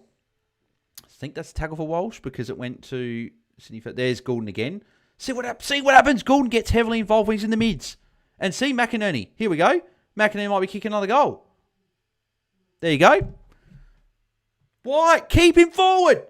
Keep him forward. Keep McInerney forward and keep Errol in the mids. See what happens? They've kicked 2 goals because Errol has been up the ground in the midfield and McInerney's been forward. It's a pretty easy thing to see. And all of a sudden, Errol's on 58. So, like, keep him in the midfield, keep McInerney forward. See? Because Goulden got the original kick there, and then he gets the next kick here. Because his transition is running. Not many players can go with him through the midfield. And you got the long handball into space. McInerney, great goal. Brilliant play. Errol on fire, says Tommy. Yeah, he is playing midfield. And if he was playing midfield, this is what he can do. Like, he yells for the ball and he puts in the space. Very good handball. Set up well, which Chelsea helped, but still. Hoping Bruin scams us so I can field Lord, Walsh and Jagger. There's a tackle for Errol as well. See, Errol CBA again. So Errol's playing a lot more midfield this half. I'm hoping that's because it wasn't working for them in the first half and they just go, let's get Errol much more on the mids. Roberts' poor handball. That'll be a high tackle against Walsh, I think. No, it wasn't picked up. See, Errol was just absolutely turned it on. Absolutely wreaking havoc at the moment. Absolutely dominating. Now we're up and about. See, McInerney setting up Sheldrick. And McDonald mark. So, Sydney playing well. I wonder why that could be. What else we got here? What have I missed? McInerney on fire now as well. So Elizeno, look what's happening now. Bales need to coach Sydney, says Lee. Yeah, give me a job. Yep. Imagine players playing players in their best position, says DJ. Exactly. Errol everywhere. Oh my, says Tommy. Could Lord be a pod? Says David Paddy. You could be. Yep. Yeah, for sure. Goal for McDonald. Back to 4 points now. Go for the coaching job, Bales says up the Crom. Might have to. 24 for fantasy so far this quarter for Errol. Yeah, no, it's been a very, very good quarter from Errol. And this quarter is why I was excited pre-season about Errol. Him being in the midfield, no one really being... I know that Carlton don't really have a tagger per se that would be able to go with Errol, and maybe other teams do, but Errol has got that running capacity. He's got that transition game about him. He can tackle as well. Like, he's got that well-rounded game, more outside than inside, but he's still got a bit of inside as well. And he's a smart player, can get into space. His kicking is obviously very good, and it's a lot better him getting the ball, delivering inside 50, than him being inside forward 50 and having a market, right? It makes a lot more sense. It's like when McKercher was wasted in the forward line at North. Much better going back behind the ball. And, like, could you imagine Errol at halfback? Errol, another CBA. Errol besides the very first CBA of the half, he's been in every CBA since. Which is I'm much more positive about that. Seeing that this quarter so far. And maybe they've made that change because they were struggling with Errol in the forward line and not getting involved. Here's Errol again. Errol kick. Errol pretty much hits up. Was that Kerno? No, Jordan it was. Sorry, I just saw the boots. It is the stream's not on my TV is not great at the moment, just with the hotspot, but it's still doing the job. What do you think at McAndrew what do you think at R3 with McAndrew at R2? I've got Vicentini at the moment, or I'll go red dot. I'll go Vicentini or red dot, or I'll go McAndrew on the bench. There's Walsh with a +6, or I'll go McAndrew on the bench and go for a better ruck on field like a Briggs potentially. I think Grundy, the way he's played tonight, like he looked okay. There's Jai Sarong with a touched there. Come on, Jai, take the kick in, mate. Probably ruled him out, I think, at the moment, Grundy, so far for me as an option to start with. Like, I'd probably sooner go Jackson at R2. Oh, my God. Errol's on kick-ins. Okay, this role is looking amazing now. Give it back to Errol. Yes, Errol. Go, Errol. Oh, man, I want to pick him. I love Errol as well. I really want to pick him. One of my favourite players on the play close. And he's Heaney. Now we're looking up. Now we're looking better. Heaney, kick this goal, mate. Do it for my game day squad.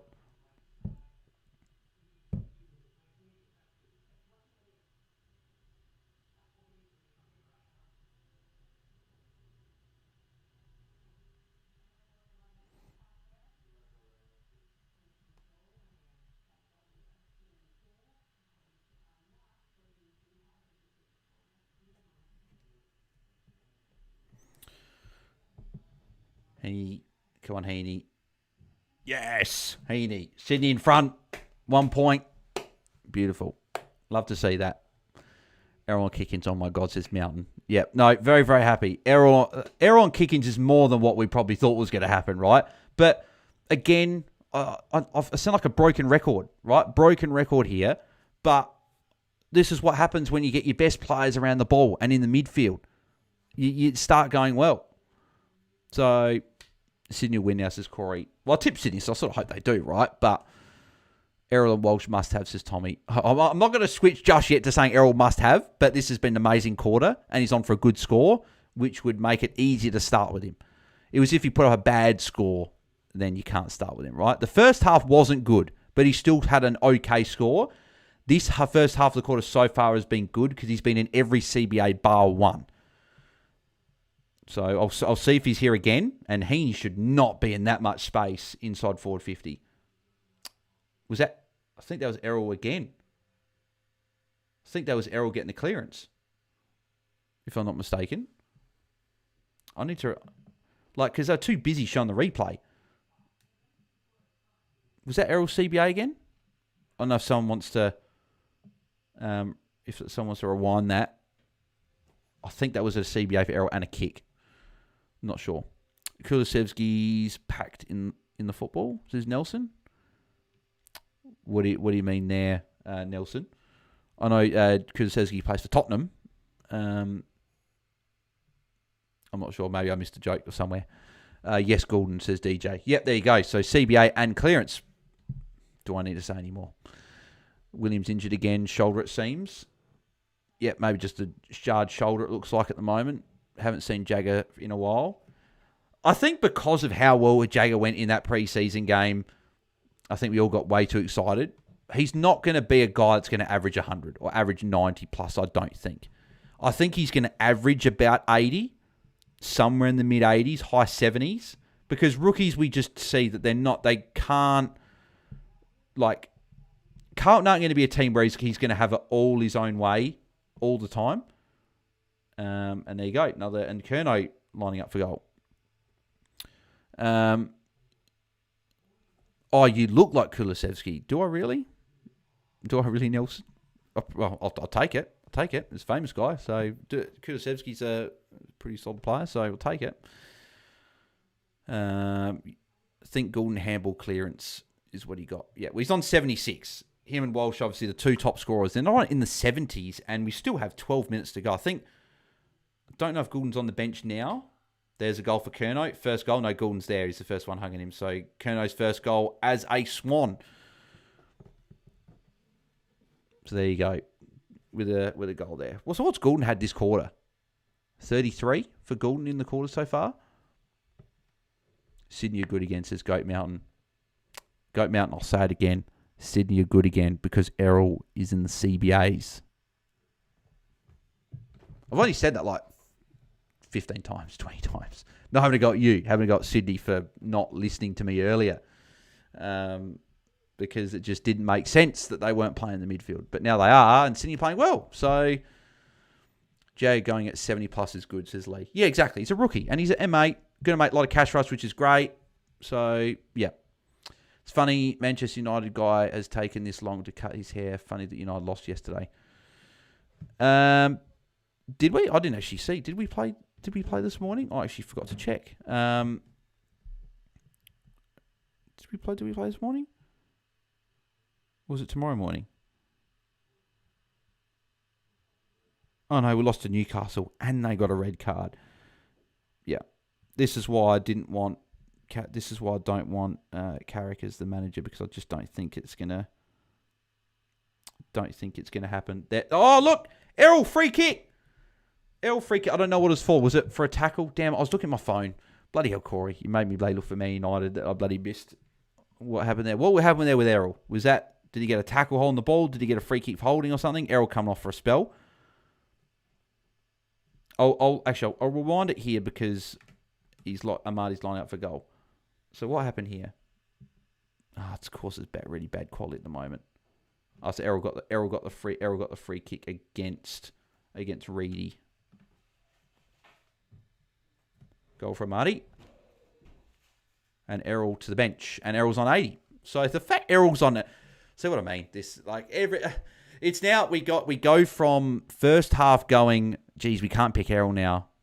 He doesn't look good. To now it's like we're all going to have Errol. Like he's on 80. He's looking like a good score's going to come up, and now we're going to have it. So it's quite funny how quickly fantasy can change.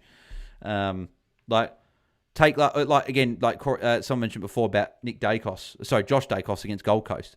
It went from being depression, hating my fantasy team, to ecstasy and going, how good is it having Josh Dacos as a pod? Like it's quite funny how fantasy does change so quickly. But that's what it goes. Was kicking in danger, I believe, for Errol. Errol, the only Sydney player above 60, and he's on 80. Talk about carrying a team. Yeah, and he's had a bench. But again, he's had more impact, and Sydney have played well, really well, when Errol's been in the CBAs in the midfield, because and it's not just, and people were watching tonight that might not play fantasy, watch long, or people that aren't taking it as deeply as me, right, are looking at, like, it's because of Errol's ball use in between the arcs that is going to help Sydney this year, especially with all these rule changes, with it favouring transition.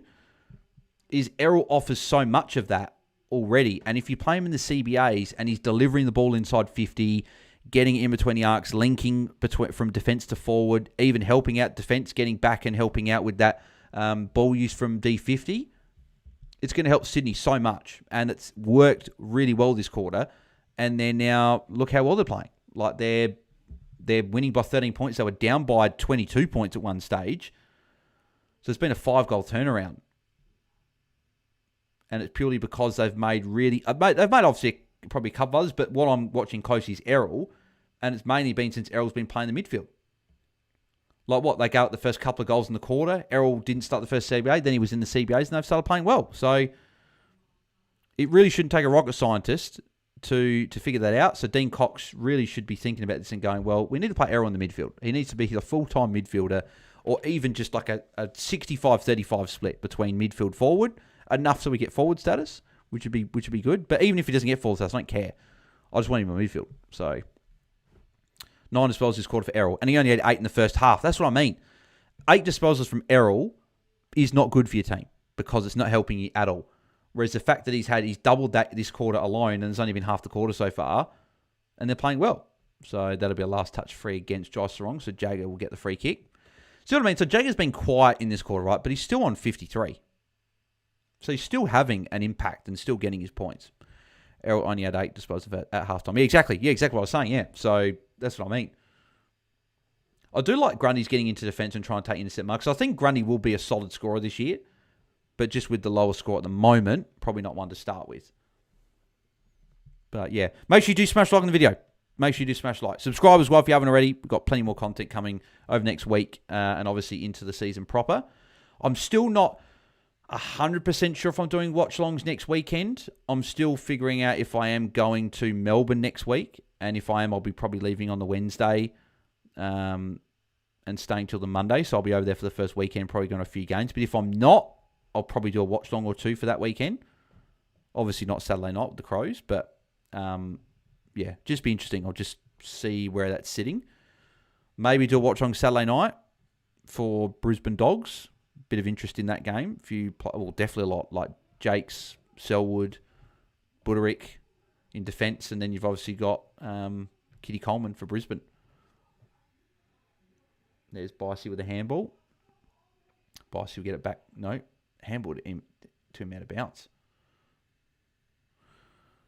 Jagger 17 disposals for the game, says Corey. Yeah, he's had a good game. Like, he's played well, and this is against Sydney, so it's not an easy matchup. He's on 56. He's like one of the top 10 scorers of the game. So he's just a lock. It's as simple as that. Like, he's been quiet since quarter time, but he's still a lock. There's Zach Williams with a kick as well. Hoping a goal gets kicked soon. Is that a goal from Elijah Hollins? Yeah, goal from Elijah Hollins. I'm actually glad there was a goal kick then, because now that means Errol can come back on. And I'm interested to see where he goes. Does he go back into the mids, or do they play him at half forward? Errol's going to be that guy, though, right? If he's playing more forward, if he's not getting involved, they're going to just put him in the midfield because they need the ball in his hands. So I'm not. It's annoying if he does play a lot forward, but at the same time, if he's not involved, they're going to put him in the mids, and this is what's going to happen. He's going to go nuts.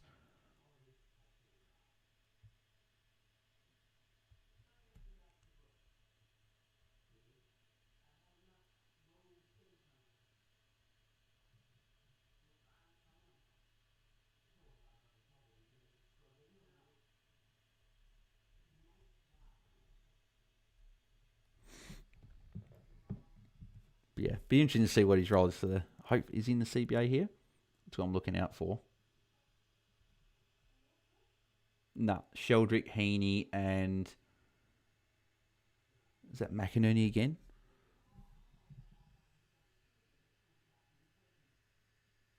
Yeah, McInerney again. Why? Why are they? I don't know why they're persisting with this McInerney thing. It doesn't make any sense.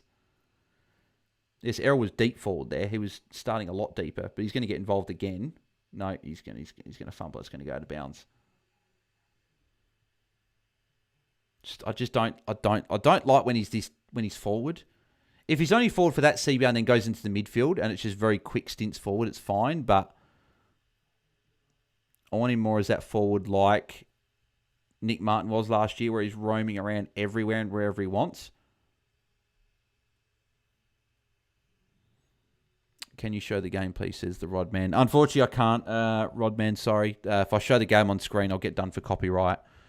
So it's just a watch on where we're just chatting some footy, chatting fantasy, and watching the game. So if you want to stick around, feel free. But yeah, unfortunately, I can't show the game on the screen. The stream will get taken down and get in trouble. And we don't want any of that happening to the channel. So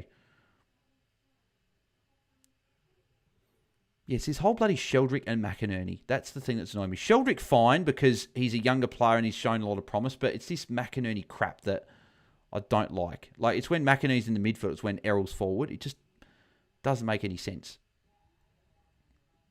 Jagger loves it. I love it. He's obviously getting some lip from the Sydney crowd. Goes up smiling at him. That's funny. He loves it.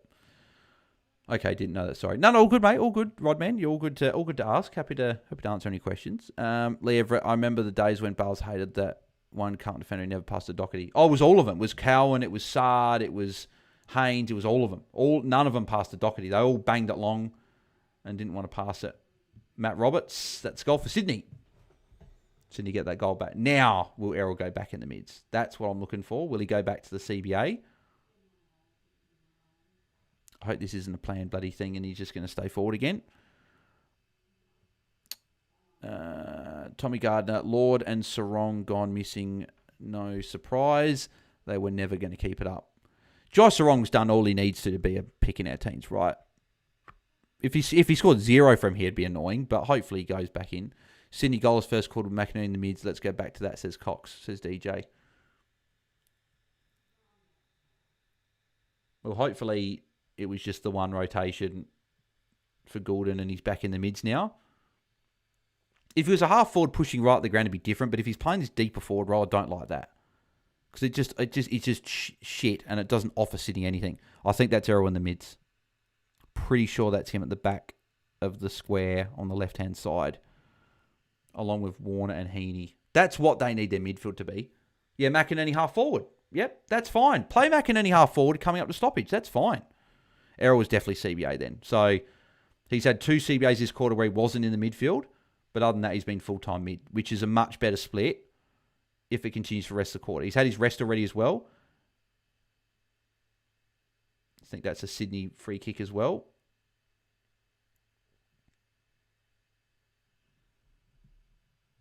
I think he's just resting forward. At least he's still on the ground. Says red lighting. Well, he had his break already, so he went on the bench already.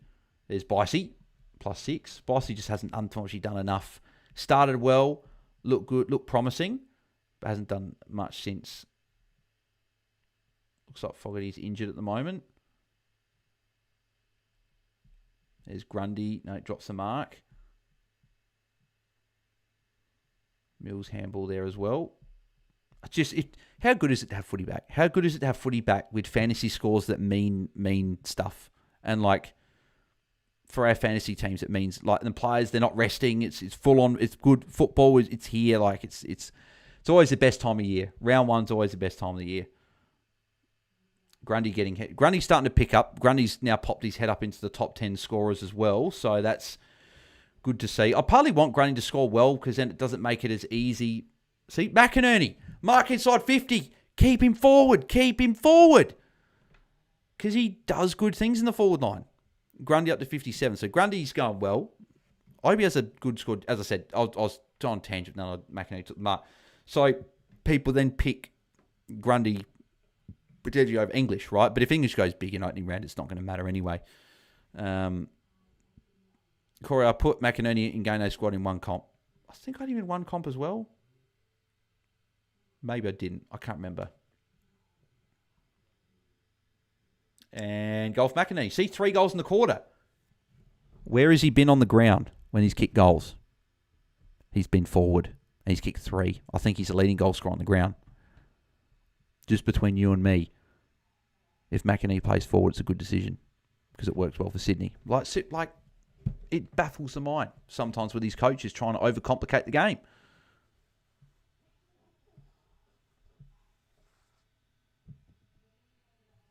It's just funny. It's quite funny, but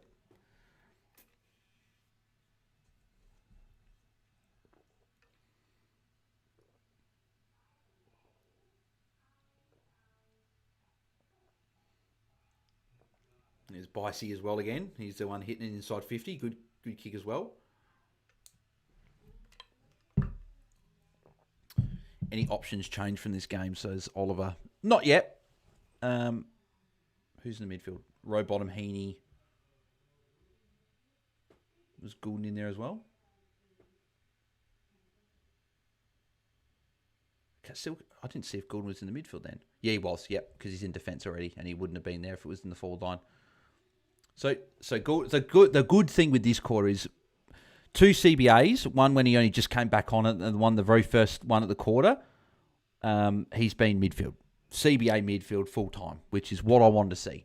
And if this happens for the rest of the game, where it's not many, Jesus, Heaney's up to 58 now. So he's another one. Like, we're not looking at him in classic probably, but Heaney was playing forward in the first half, and Sydney were shit. And now Sydney are playing well with Heaney in the midfield, Goulden in the midfield, Warner in the midfield, Rowbottom again. Complimenting them in the midfield as well, right? Goal for Pitney. Pitney's hit 3. That would not have been on my bingo card tonight. Bloody Pitney kicking 3 goals. But yeah, Oliver, in terms of option change this game, no option to change per se, but there's been guys that we've been keen on that have maybe put themselves in our team, like Josh Sarong, first half was good. That's a good question to ask at the end of the game. We'll be able to see the CBAs, roles, we'll be able to take the full game in, look at scores. So we'll stay live after 10 or so minutes after the game's finished and chat through that and chat through who's come into our sides, who stocks down, who stocks up, that sort of thing. So we'll look at that after. Goat Mountain is English. If English goes 90, do you still pick 90 against Fort?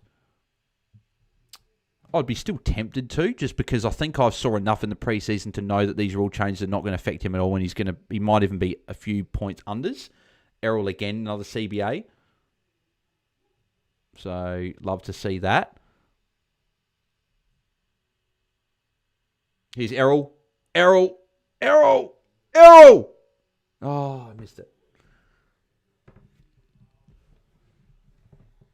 Bloody behind for Errol. But see, I could say the same thing and say, Errol forward, maybe he needs to be forward, right? But he was working well from the midfield to get there. Papley trying to be a bit cute with the kick. There's Warner. Warner trying to set up Papley. Could be holding the ball against Papley there, I think. Yep, free kick to Elijah Hollins.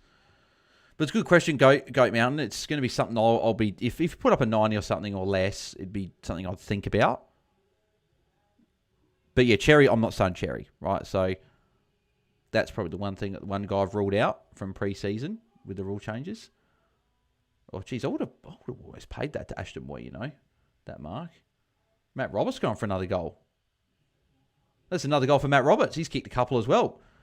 2 goals for Matt Roberts. That's a nice kick as well. So yeah, Sydney's starting to really control this game now. Carlton had a good start, but Sydney with a few tweaks and a few changes of position. They're up by 20 points. Who was it? Someone said that they went Sydney by 20 points, and I went Sydney by 20 points. So hope that it almost stays at this margin. Anyone been watching Florent? Is it a Wenger role? I've seen it half back. I haven't watched him closely enough, but I think it's been half back. Oliver says, okay, I haven't been watching the game since my birthday. Thanks. Happy birthday, Oliver. Hope you're having a good birthday. What number is it today? How old you turn today, mate? But happy birthday from the Fanatics. Swans on Fire's course says Corey. Tommy Gardner, Cherry always shit in preseason, but yeah, I get it with the rule changes, but I don't think he'll be as poo as what we think. Yes, I agree with that. I don't think he'll be as bad as what he was. So Goulden not in the CBA here.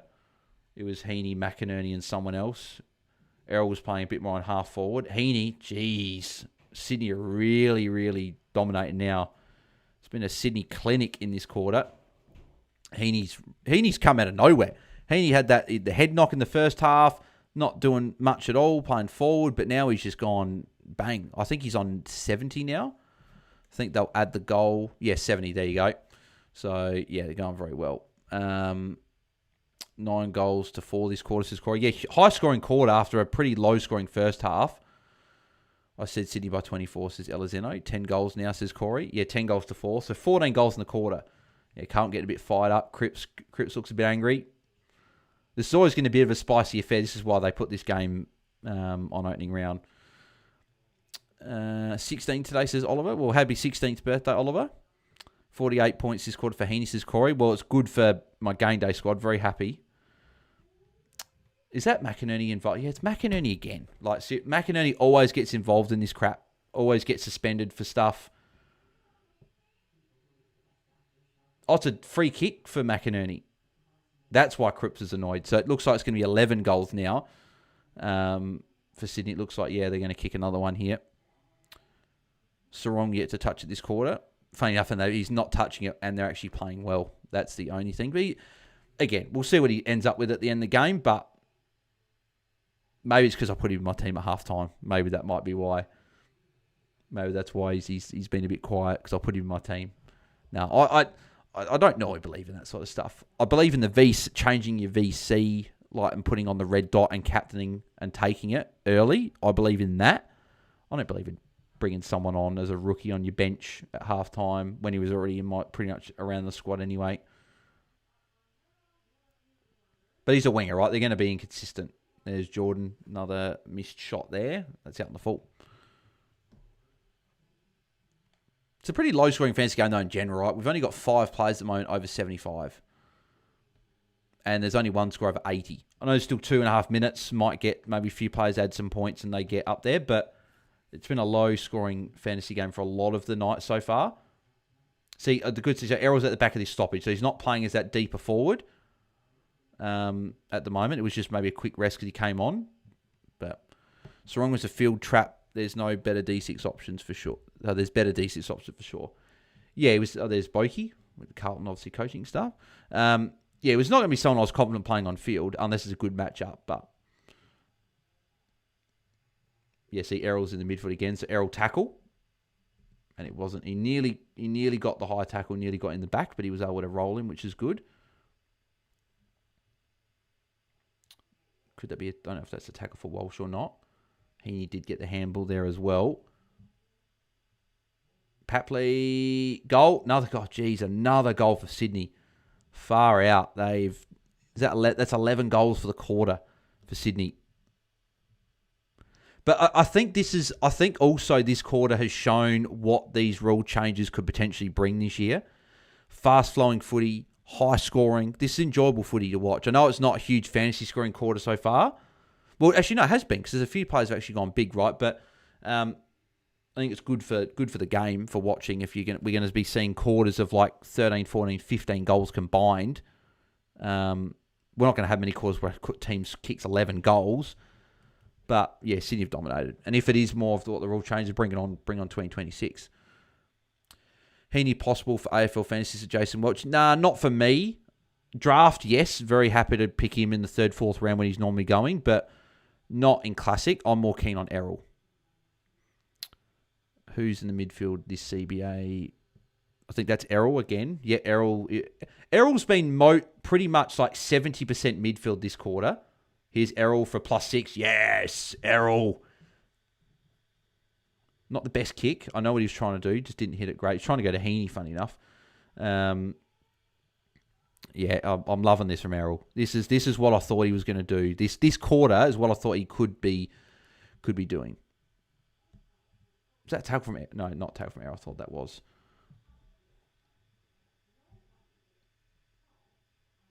Wicks again doesn't look for any short option whatsoever. He had Errol short, but he decides to go long. There's Curnow. Second goal for Curnow. 12 goals for Sydney now. Holy crap. 12 goals in a quarter. Far out.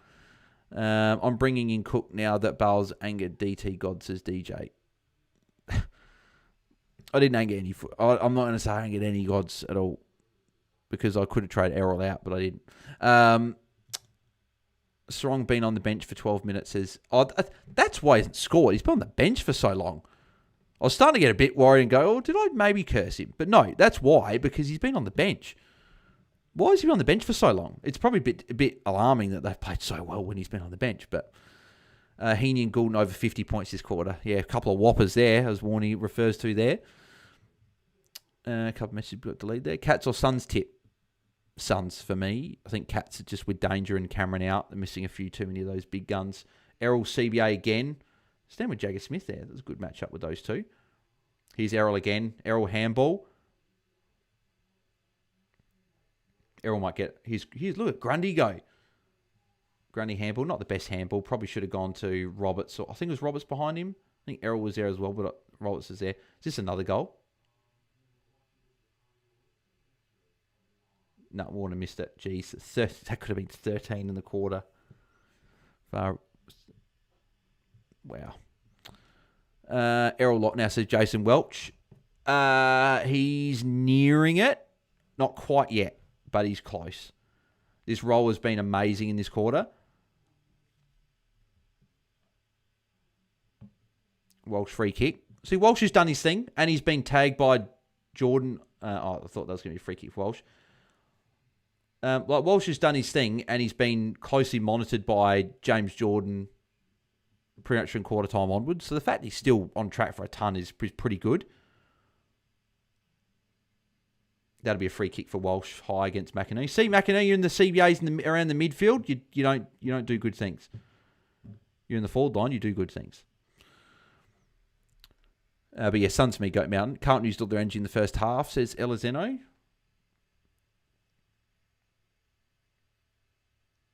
Carlton tried to take him on. That wasn't a good decision. Cooper Lord going for goal.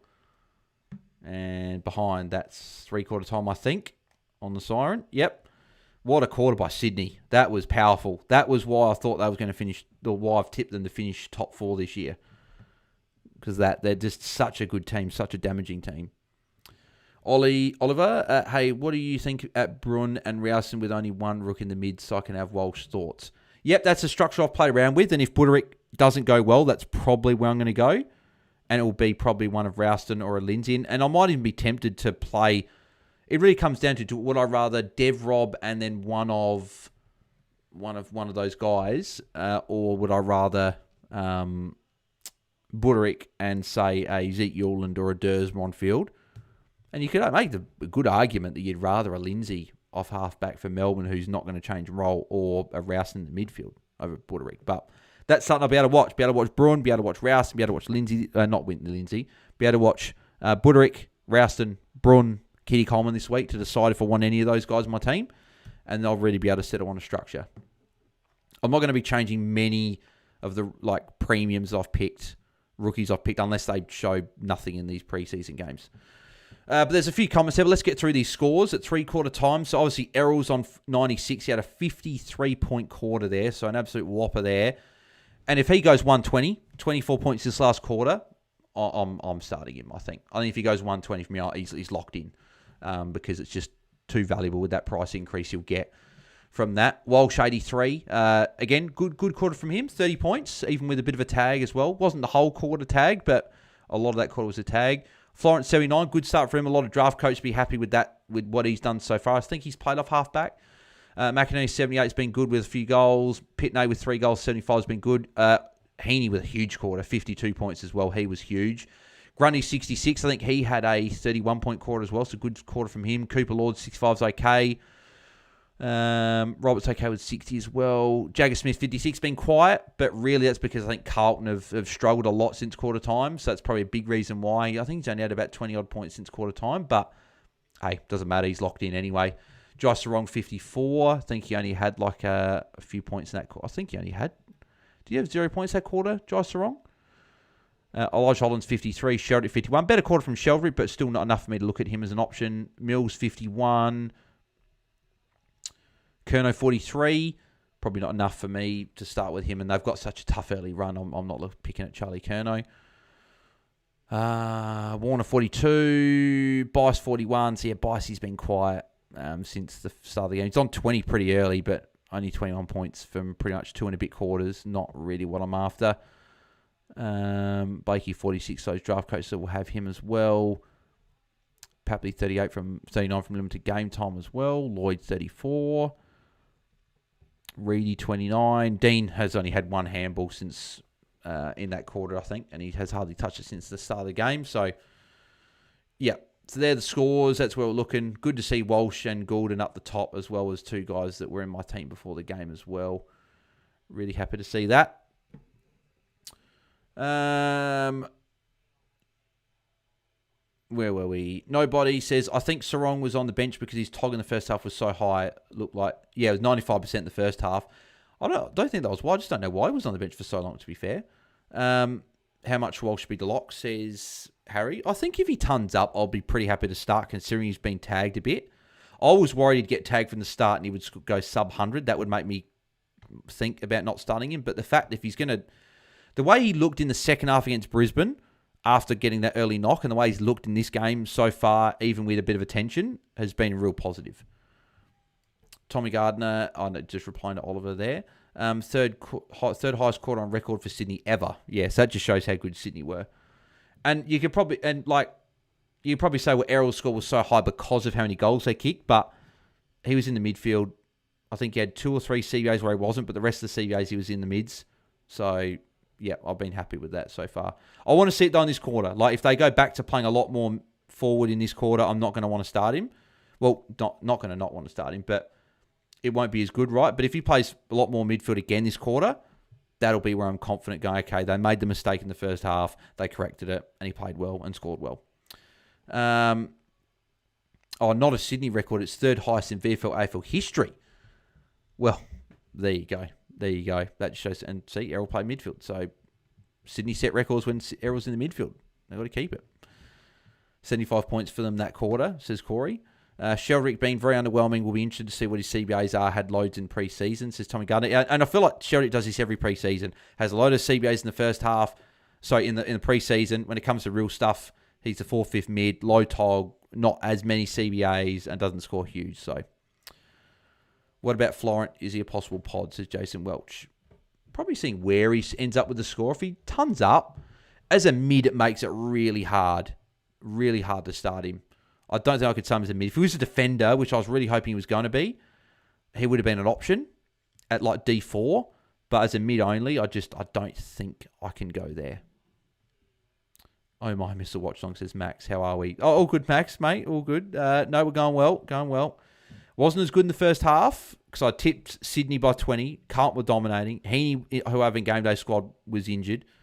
And Goulden wasn't playing midfield. It was all McInerney. But the third quarter was great. Heaney went well. Sydney went well. Goulden played midfield and Sydney played well. So I felt like a Sydney fan that quarter. And it was great. So, going well. Got one more quarter for you to go. And we have our first game in the books.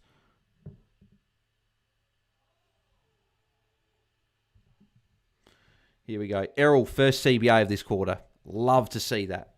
Straight away. Love to see that. Hey, Bells, like your shirt, says Angus. Thanks, mate. Appreciate that. Just one of the random shirts I picked out. Because I've noticed I've been wearing a lot of white t-shirts lately. I don't know why that is, but just wearing them when recording videos. So here's Walsh with the clearance, with a kick. intercept by McCartan. Errol could get the wraparound handball. And McCartan gives it to Errol. So Errol handball. Errol is 2 points away from tunning up. Which, going on how he's been the last quarter and a bit, could be happening very, very quickly. Kerno, long... No, nothing from McDonald there. There's Harry Dean with a kick. That could go out a bit. No, it's going to be marked anyway. Oh, no, Kerno dropped it. Kerno inboard. Heaney mark. So Heaney's actually going to be not a bad play in game day squad. Now I'm actually happy that I've had him in there. Warner, I think Warner's going to get forward status, I reckon. The way he's played this game, I think he's going to get forward status, which is going to open up him as an option potentially when we get to round 6, based on what I've seen so far. He's played a lot more forward than what Heaney and Goulden have. Here's Grundy again. Grundy, have a shot, mate. Yeah, there you go. Grundy goal. Really good from Grundy there. So he's going to bump up towards 80 now. Anyone who you're interested in tomorrow's game, says Jason. Good question. Who's tomorrow? Gold Coast and Geelong. Tanner Bruin, Chris Petrarca, probably the main two. Come off the top of my head that I'll be interested in. Is there any others? Like Leo Lombard's in my team. I don't need to see too much because he looked good, and as long as he scores okay, that's fine. And he's got those good matchups early. I think he's just in there. If Noah Anderson put up a monster, that would make me consider. But with Goulden going well now and Walsh looking pretty good, I don't know if I'm going to change either of those two guys. So it just makes it... I don't know if I'll be able to fit someone like an Anderson in who went well. So who's in the CBA here? Heaney, Sheldrick, and was that Errol? I think it was. Yep, Errol. So that was McInerney in the forward line and Chad Warren in the forward line. Unless it was Rowbottom, but I think Rowbottom started on the bench. Here's Warner. Oh, beautiful kick. Hitting up Jake Lloyd. Beautiful kick from Warner. I think that was Errol in the midfield again. Yeah, highest was 95 by Essendon in AFL history versus Gold Coast. Oh, yes, I remember that one. Yep. The highest ever was 106 by Melbourne in 1919 versus St Kilda. Can you imagine that? Being a team and having 106 points kicked against you in a quarter of football. So it just shows how big that quarter was from Sydney. Like almost record breaking.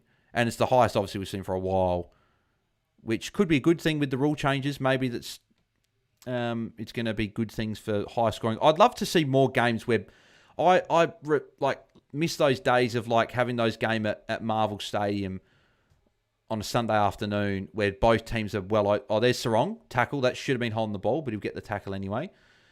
Where both teams are well over 100 points, into 110s, even 120 for both teams. And you're getting over 220, 230 points kicked between both teams. Hopefully that comes back a bit more this year. I've had Heaney in my side a lot this preseason, says Max. Heaney has turned it around, says Will. He definitely has, for sure. Well, it's because, again, him and Goulden have turned it around because they've played much more in the midfield. There's the ton for Errol. Errol tunning up. Here's Heaney. No, it's going to go to bounds. Chad started forward again, says Corey. Tommy, I'm waiting to see Bruin lose his halfback role and get lost for a 50 or 60. I think he'll have this halfback role. They've said all pre-season he's trained there. So, and if he's got this role, I want to pick him. So I think if we didn't get a round 0 look for Bruin, he would be a very risky pick.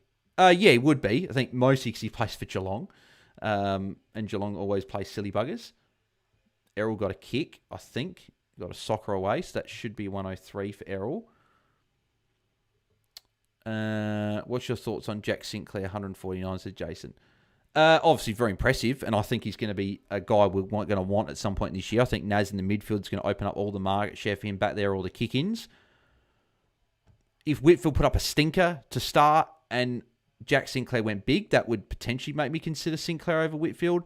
But I don't know if anyone's looked at Whitfield's run up until especially round 10.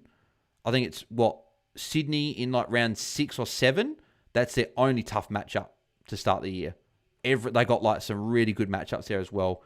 So that's why I'm keen to start Whitfield. I think he's also a few points underpriced as well. So that's why I'm pretty keen on starting Whitfield along with Rosie as my defenders. Here's Walsh again. Walsh creeping towards 90. Free against Mackay there. There's Grundy. I think Errol's just drifted forward, deep forward. Don't know if that was just him drifting forward because of trying to get a mismatch. Looks like he's coming off for a rest now, which is a bit early for Errol to come off for a rest, actually. But that's okay. If he comes back on soon, that'll be good. He's got his ton already. Is there a world where you can start Whitfield and Sinclair? No, not for me. Like, it's different in the forward line. You have Flanders and Philippe, same buy, are cheap. Midfield, you've got Walsh, Bruin, and Jagger, but obviously very different price points. Bruin value and Jagger obviously is a lock. But I couldn't start two high-priced guys, both who share the same buy. I just can't. I don't want to start any more than one premium that has an early buy on that buy. So that's why I can start Errol. That's why I like saying Errol and Walsh. They've got different buys. I couldn't start, say, trying to think of another good example. Like, I couldn't start Whitfield and Sinclair. I couldn't start, say, Nick Dacos and Bailey Smith. Well, one, because they're overpriced, but two, because I share the same buy. So that's probably, I couldn't start both. Felt like only one game last year where both teams over 100, Adelaide versus Essendon, that's about it. Was that the year before? I think that was the year before, Corey. I reckon that was the year before. The one at Marvel. I think the one referring to the one where Rochelle kicked that winner. Because we smashed Essendon last year at the MCG. I think you're talking about the one at Marvel. That was the year before. But yeah, you don't get many games like that anymore. Holland's there. I think Walsh might even be on the bench now as well. Yeah, Walsh on the bench. The thing I've liked with Walsh tonight, I can't remember seeing Walsh not in the CBAs. I think he's been full-time midfield, which is perfect. That's what we want to see.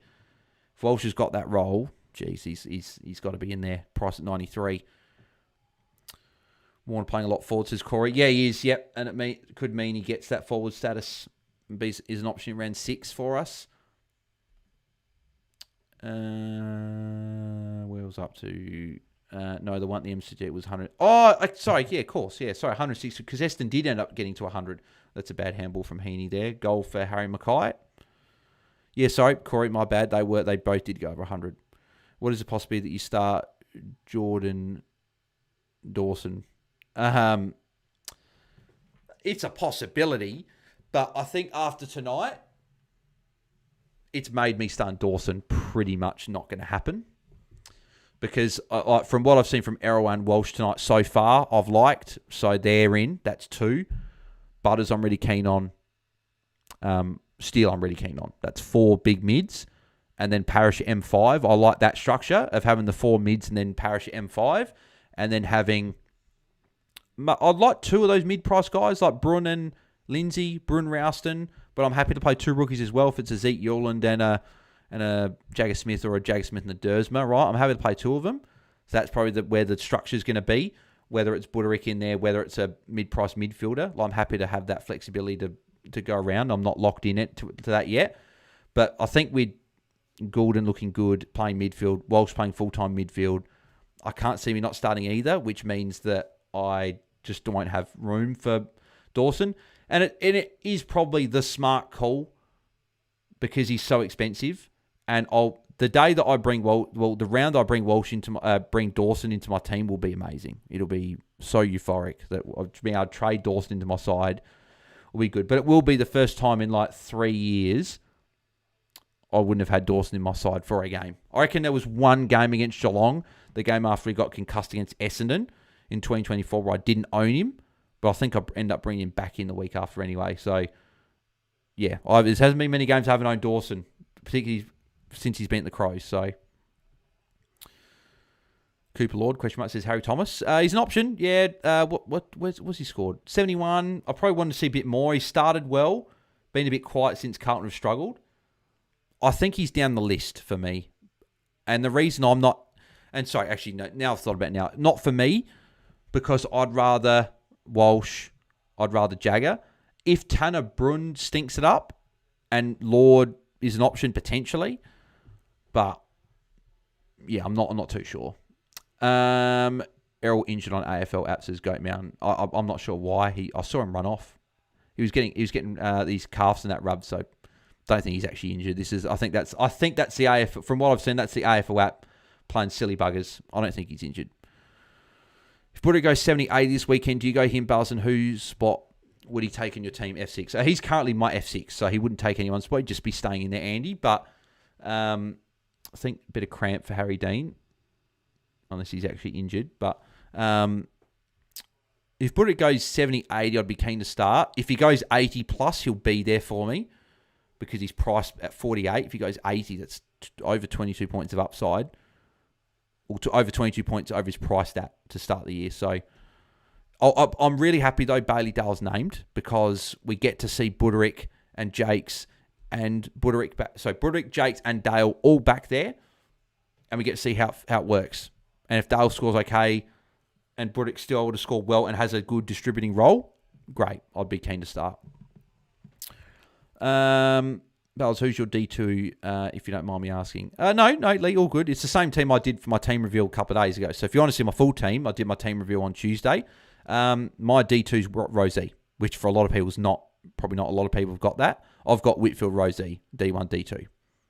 I've got the two big boys there. I'm pretty keen starting both. I like the early fixtures for Rosie, obviously, and I like the early fixtures for Whitfield as well. But he's expensive, right? A lot of people won't go there because he's still priced at 105. But I'm keen to start. Hopefully, Errol is back on now. The CBA, hopefully.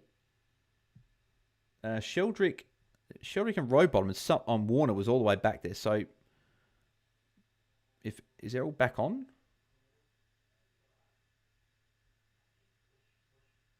Don't think Errol's back on.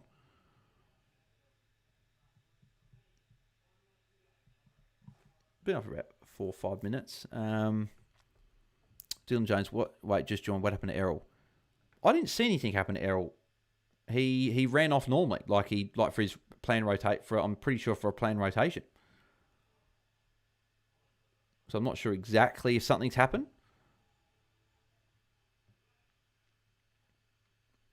I hope not. Really, really hope not. Is that Bicey? No, fumbled it behind. I can't believe the other day when joining Game Day Squad Bingo the other day, I got a Diamond Bont and Legend El Achkar in one pack, and they did a wheel spin, and I won all the All-Star prizes and got Naz. Well, congrats, Corey, mate. You might be catching up to my club. Getting a few better cards than what I've got. Nicely done. Just waiting to see on the benches. Errol's waiting to come back on. Errol's fine. Errol's all good. If anyone's worried, Errol's waiting to come back on. Like, he's probably going to come on if that ball goes out right now. Yeah, Errol's waving. Errol's fine. I don't know exactly what the injured thing was. I think it was just AFL app playing silly buggers, as it sometimes does, but he's fine.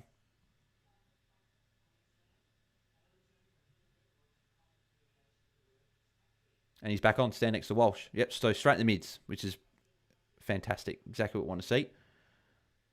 And that, I don't know, is that tackle for Errol or tackle for Grundy? Probably for Grundy.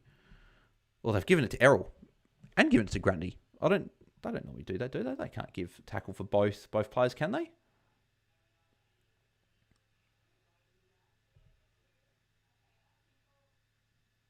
Like, that's the thing with Errol in the mids. He'll add these tackles, which could really boost these ceiling scores and his floor. He doesn't really have a floor, right? He's pretty consistently over 80, 90, and he's normally a pretty good scorer, right?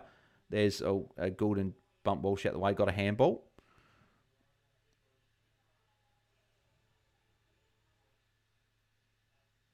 Roberts, nice kick. Nice kick, Lloyd. Lloyd can go for goal. No, terrible kick. Is Naz or Sinclair in your starting calculation or Bales? Nasai is not. He hasn't been once. I love Nasai, one of my favourite players to watch. And I'd obviously love him if he came to the Crows right as well, right? But I love him, but he's so expensive and he's got an early buy and he's not value at all. Whereas the guys I've started that are expensive, besides you could maybe say English and Sheasel, but there's a reason for me starting them. Sheasel will be so much better, clearer than the forwards, and I think there is a world where he does go 115. I think he could add even a couple of points to his price and go at 111, 112, which means he's still a good pick. And English, I think, will be the number one ruck. And I think there's a world where he adds a few points to his price. Here's Errol. Errol, go for goal. Errol. Oh, damn! I was going to get up. I was going to get up and go absolutely nuts if Errol kicked that. Errol, when I've got a massage, that seems to be resting for the rest of the game on the bench. Never mind, back on to Celestino. Thoughts on the high Nasai ownership? If he has a big score on Sunday, I can see that blowing up even more. How would you respond? And how do you think we get to them if not staying Naz and Sinclair? At some point, we'll be able to afford them, right? Just that's why you've got to make the money. That's why it's so important to get this cash gen going early so you can afford these best players so to have them for the back half of the year. If Nasai goes big in opening round, it's not going to change my thoughts on starting him or not. He would have to go insanely stupid. He'd have to go like 160, 170 for me to contemplate it. Because if he went over 150, right, his price won't go down when the magic number's at its highest. But then still the fact there's options that are cheaper, it would have to take a lot for me to start him. So he hasn't really been in my calculations. Error up to 113 as well. I'm really hoping Walsh tons up from here. Just like he has been getting attention, obviously, but I'm hoping he does still ton up from here just to sort of tick it off. Still got 9.5 minutes to go. I think he's had his rest as well. So here's Jagger. Jagger's had a good sort of few minutes. Got a bit of the ball. And there's Sarong. Got the handball just. Who was trying to go to Errol. What's your thoughts on Steele's top scores? Says Jason Welch. I think Steele's a good option. I'm pretty keen on starting Jack Steele. I think he'll go really well this year. There's Mills with a +6.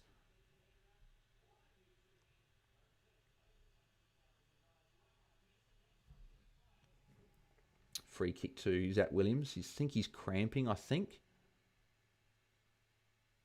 Anytime Zach Williams starts bloody hopping up and down like that. I was trying to go to Sam Welsh as well and they missed him.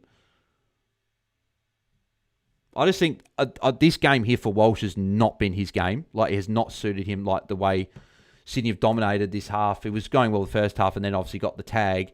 I've still been pretty impressed with Walsh, what he's done so far. There's a goal for Sheldrick. Who is going to do a Perryman score and be a trap this year in round 0 with a juicy roll and go back to the old role? I'm not sure. A good one to obviously ask me at the end of opening round. I can tell you exactly, but I'm not sure at the moment. Jagger Smith could be on field for most of the year. So Sean Wennell. Yeah, well, I think he'll be on our field. I think for a lot of us, he might even be on our field to the buys. I think. Sydney top 4 for sure, reckons is Corey. Yep, I had them top 4 before the season started. I think my top 4, who my top 4 had, not in order, I had Brisbane, had Sydney. Did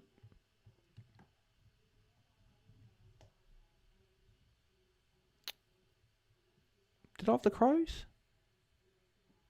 I can't remember if I had the Crows. I know I had Brisbane and Sydney in my top 4. I might have been Gold Coast, but I don't know. I'm not as sort of high as in, like, I don't think Gold Coast are just all of a sudden going to finish top 2. Like, they've got a good team, but I don't think they're just going to go from being a good finals team last year, won their first final, to all of a sudden finishing top 2. But then again, Crows went from bottom 6 to number 1, so it can definitely happen. I just feel like the teams like Sydney and Brisbane will finish above Gold Coast. I could see Gold Coast finishing 4th or 3rd. Don't think they'll finish top 2, though. But could be wrong. They got the team there. They got a good team. So Walsh up to 91 as well. I think he's up to... Is he up to 93, Walsh? I thought he got 2 disposals there. I thought he got a handball and a kick. So I thought he's on 93, but maybe not. Interesting kitty named in the back line of preseason games. Well, Chris Fagan said ahead of their game against... who was it they played in the community series? Gold Coast. I listened to the interview and he said they're going to play him in defence in that game and they want to settle him in defence. Goulden with a kick. So I think he'll play defence. And if that's the case, I'm interested as a D4, but I want to see how he goes. That'll be a free kick for Kerno. I want to see how he goes, but he's definitely of interest for me.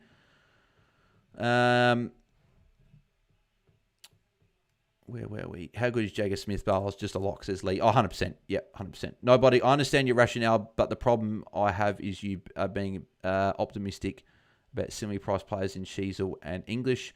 Why can't you see a world where Nasai goes 115 plus? Oh, 100% I see Nasai going 100 plus, right? Oh, sorry, 115 plus, right? I could see that average. Definitely. One of the best players in the AFL, right?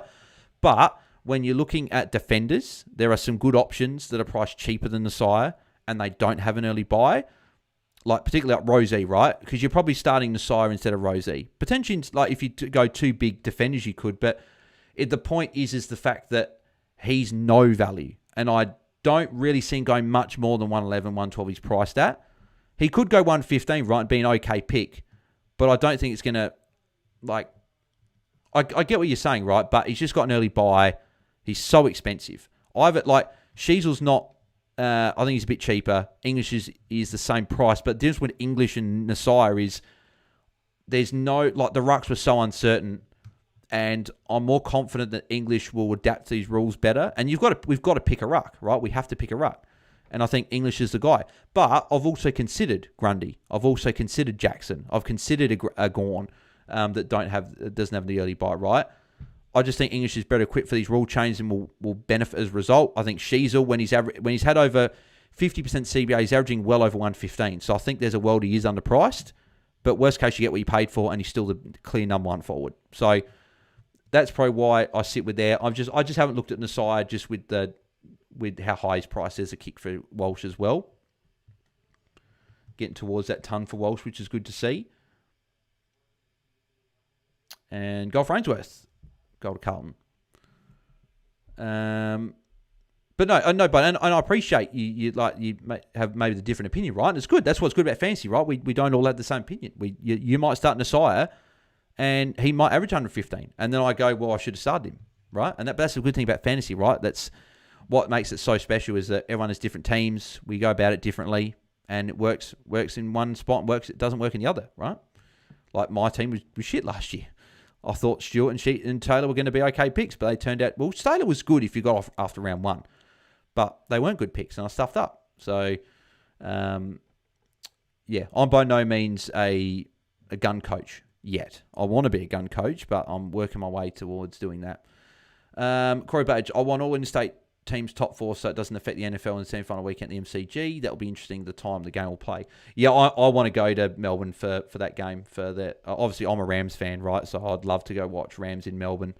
That would be my plan back half of the year. Is Bicey with a +6. Goulden was in the CBA again, that for there. Calm down, McInerney, mate. He's just going for a spoil. Mills, okay, they didn't pay that a mark, or they didn't call it 15.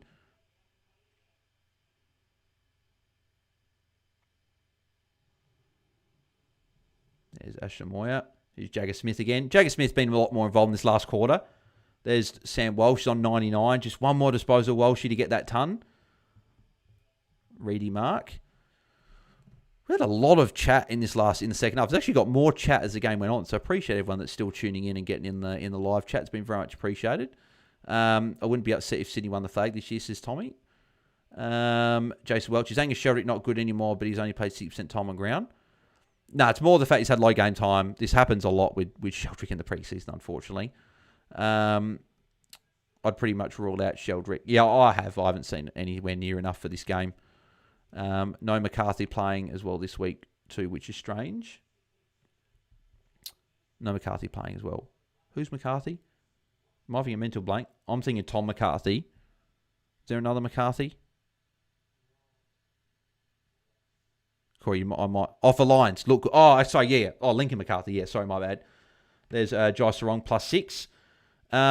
Yeah, no, that's probably disappointing because a few people were interested in him. I never really looked at him unless he played the half-back role, but he's not playing now, so that completely rules that out anyway. So here's Florent again, so definitely playing that defensive role. For Lions look good, says Corey. Smith loves passing it to Walsh, things we love to see. Oh, Lee, we love it, mate. If we're starting, particularly if we start Walsh and Jagger, and we just see them handball on each other. But look at that start for Carlton. Richmond by Melbourne. Oh, so good. Such a good start for Carlton. for Walsh and for Jagger. That'd be a potentially tail for Gordon. I was hoping Walsh should handball it because then he would have got the ton. Just win one more touch, Walshy. I'd love a 110 from Walsh here, just to like be a really solid score to start the year against Sydney. Tough matchup. Go well. There's Walsh. Could be holding the ball there. I really hope it's not. Don't think it was. I think it's called play on. But he didn't get disposed there. And it's a goal for someone. Who kicked that goal? James Robot. Best mid says Bob Gang Gaming. Yeah, there you go. Errol 120. I've seen enough. I've seen enough from Errol. Lock him in. Oh, is that Walsh going off? Oh, he's going to score 99, isn't he? He's going to go off and score 99.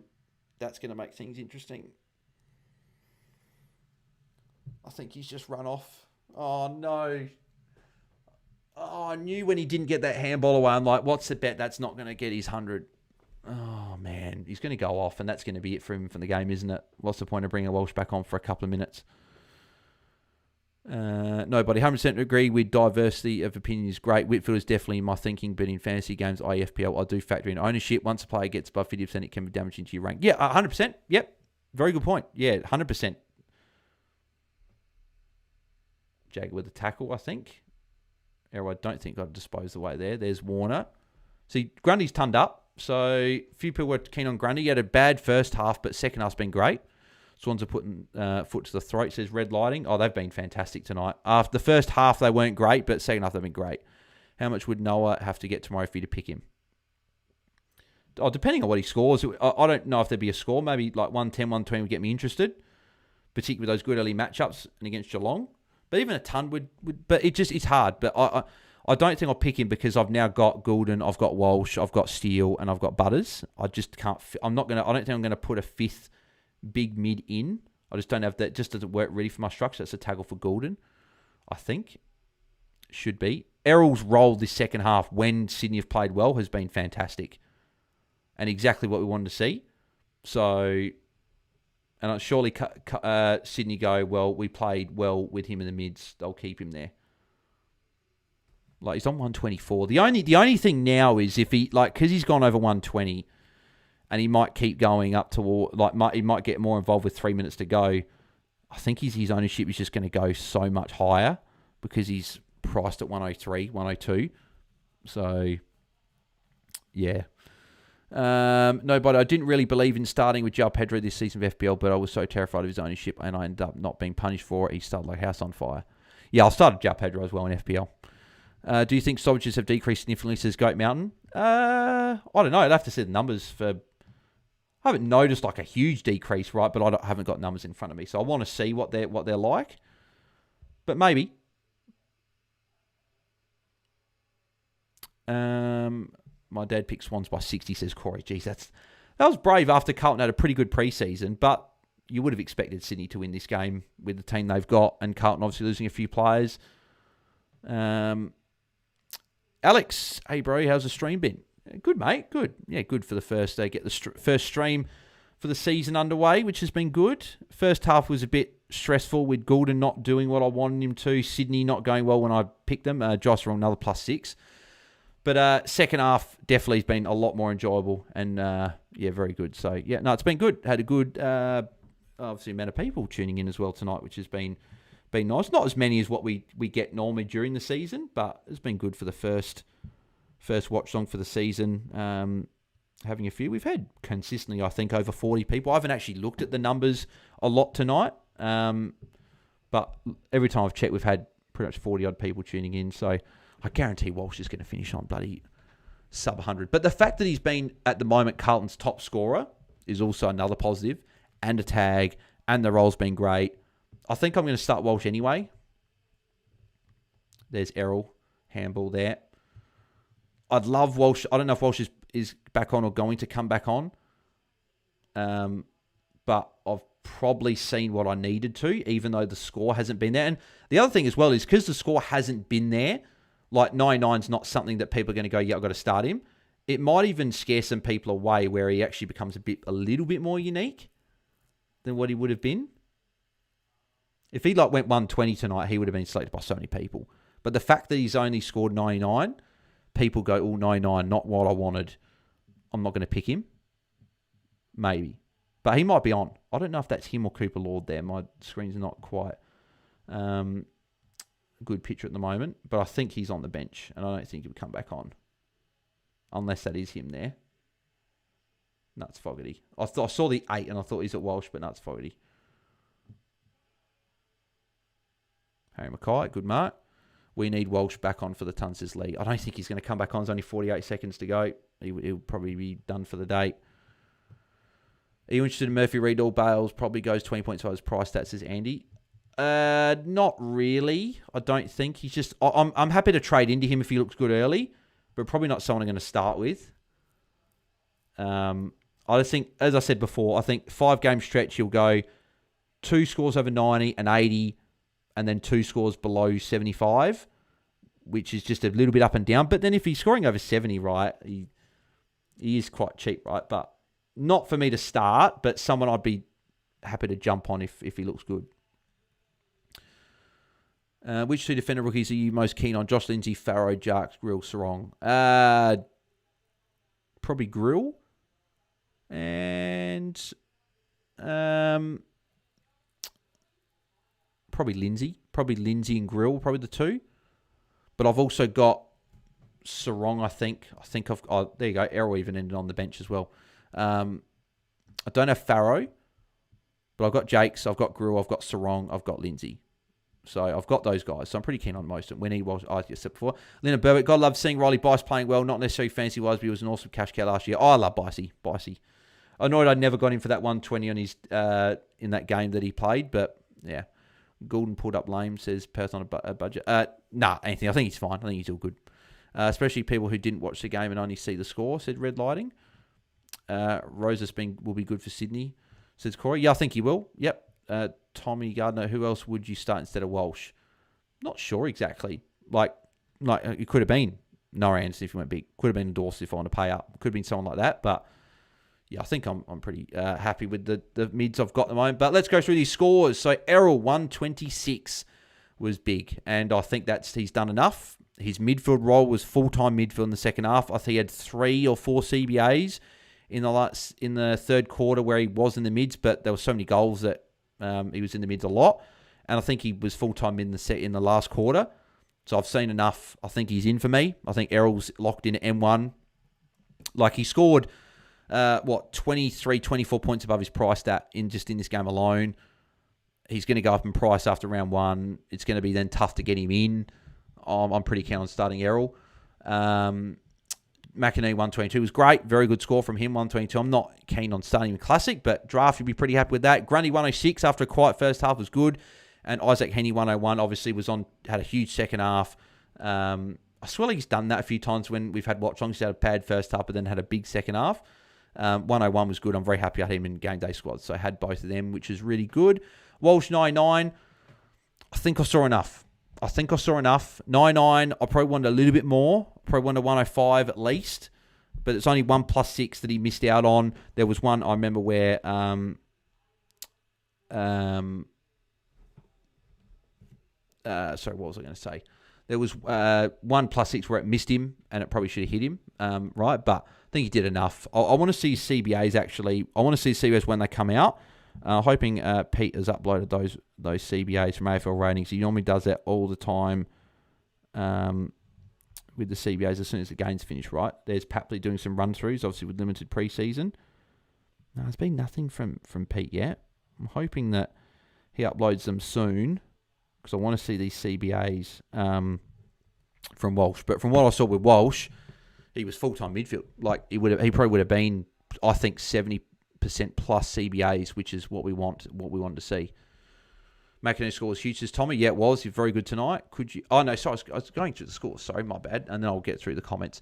Jagger Smith, A2. Yep, he obviously did great again and was already locked in, right? But just further cements that he's going to make a lot of cash quickly as well. Richmond, by then Melbourne. Could be 2 good scores for Jagger, which means he's going to make a lot of cash. So he has to be in your team. Like, if he's less than 100% owned, he's under-owned. He has to be in every single team. Like, there's no reason to not pick him. He's going to have a double price rise. He's got Richmond round 1. He's 230K's basement. Like, in worst case, he has to be on your bench. Has to be in your team. If he's not in your team, you're not playing. You're not taking fantasy seriously. It's probably those teams that just have Richmond Carlton players, but then he should just be in the team anyway. There is no reason he should not be in your team. Simple as that. Chad Warner 76. Obviously, low score will play forward. I think a fair bit could be a forward option for us in round 6. Cooper Lord 76. He was okay. Didn't quite do enough for me to be an option to look at. But Carlton's midfield got pretty mostly beaten, right? Like, that's the thing, right? Why Walsh's 99 is probably good as well. Is you're looking at their other midfield numbers. Jag was good 82, but Lord 76, Hewitt 75. Like, Cripps wasn't even on this here as well. We'll get to him at some point, but all their mids struggled. So the fact that Walsh still scored 99 and got a bit of attention, I think he's there for me. Josh Wrong 72. Yep, that's enough for me. That's a good score for a cheap rookie, bench rookie to start with on the bench. I'm pretty keen to start Sarong. I saw a lot. He looked good tonight, so I'm starting him. Sheldrick 70 is okay, but you're not starting him now. That's just not what you want. Mills 67, Kerno 66 by 65. They've probably all ruled themselves out as options if you were considering any of them. Elijah Holland 63, Lloyd 62. Worthing only had like 9 points the second half, so yeah, people were saying about him being Sam Taylor this year. Cross him out. Zach Williams 50, crosses him out as an option as well. Harry Dean 50, probably not enough for a rookie that you probably want. You probably want a bit more. If we got a heap of rookies ruled out, he'd be an option, but he's just a bit expensive as well as a rookie.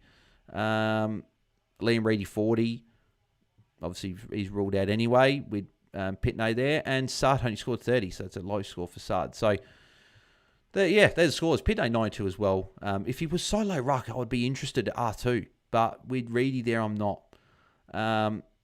What's McInerney's price? Like, is he a forward or is he just a mid? And what is his price? That's the question. McInerney. So McInerney's price is a mid forward. 824k is what makes that tricky. If he was in the 600s, I'd be tempted, but yeah, just a bit expensive for mine, so I'm probably not going to start him. But good score from him though, and he'll get his price moving in the right direction. So you just don't have a good run either. Where are we up to? Could you go LDU or a Young instead of a Walsh, says Harry? Oh, you could. Not Young. LDU potentially, but I've got more trust in Walsh.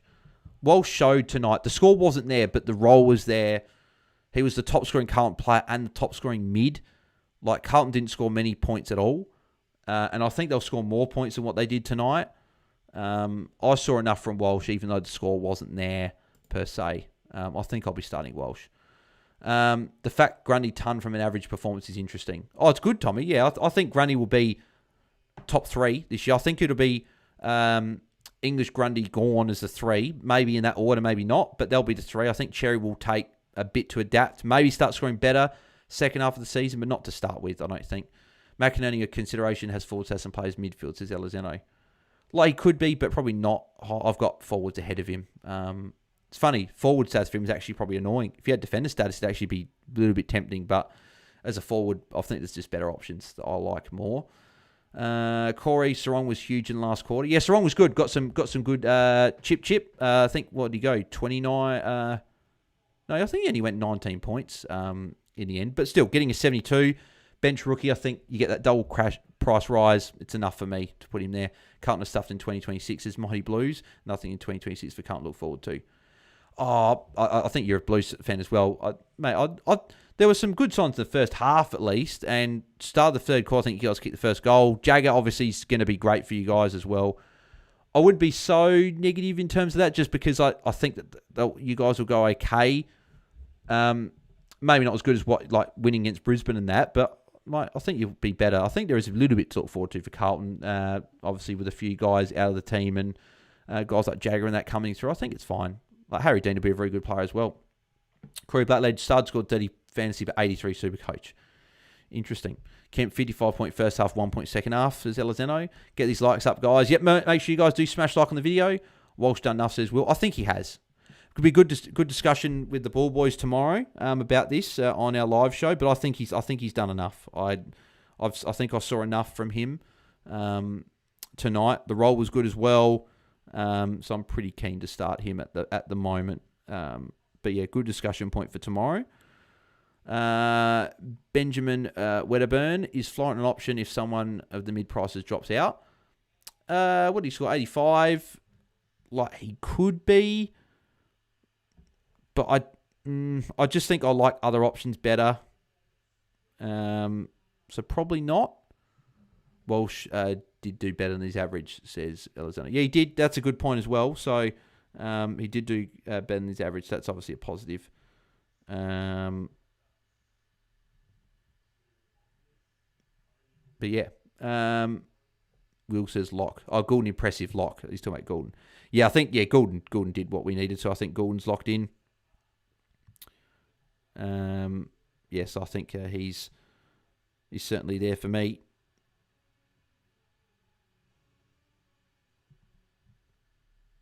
So yeah, I think Errol's in. But I think he's going to be in a lot of people's teams as well. Like, again, as I said, he scored, 23 points above his price stat. So that's pretty big. Actually, is he priced at 102 or 103? Like, it doesn't really matter, right? It's only 22, 23 points. It's only 23 or 22 points above, right? But priced at, goddamn, I can't see it anymore because they've added his 126 in the app already. So I've got to go sort by price. Yeah, sort by price. So who's the same price as Goulden? Where is he? I think he's at like around the merit price, isn't he? Oh, now it says 0. So they've completely updated it, so now I can't look. The break-evens are normally, I think he's priced at 103. 1.078. Oh, no, 102. It's actually 102. 102. So, yeah, it was 24 points above his price stat, right? So that's what you want. So, is Sydney going to be a tough matchup for mids this year, do we think? If so, Walsh should be fine. Yeah, I think Sydney will be a tough matchup. I think they were anyway, but I think they will be a tough matchup this year. I think they'll be a tough matchup just for everyone in general. So, yeah, and also Walsh got the Jordan tag a bit too. 103, I think, says Will. Yeah, that's the thing, right? Walsh, tough matchup against Sydney. He was the high scorer for Carlton. Tag from Jordan for a lot of the last three quarters. Last quarter, not as much, but the second and third quarter, a fair bit. And that was when he didn't score as well. Last quarter, he scored fairly well. First quarter, he scored fairly well. So I think he'd be fine. It's 102, says Goat Mountain. Yep, there you go. So I'm pretty keen. 99 against Sydney's probs, 110 against Tigers, says Will. I think it could be more than that against Tigers, to be fair. So, yeah, I think he's there for me. And, yeah, so why didn't it put Zik-Yorn on the field for me? I did have Zik-Yorn on the field, but Jagger break even, is it minus 77? Oh, have they updated the break evens on here? They have too.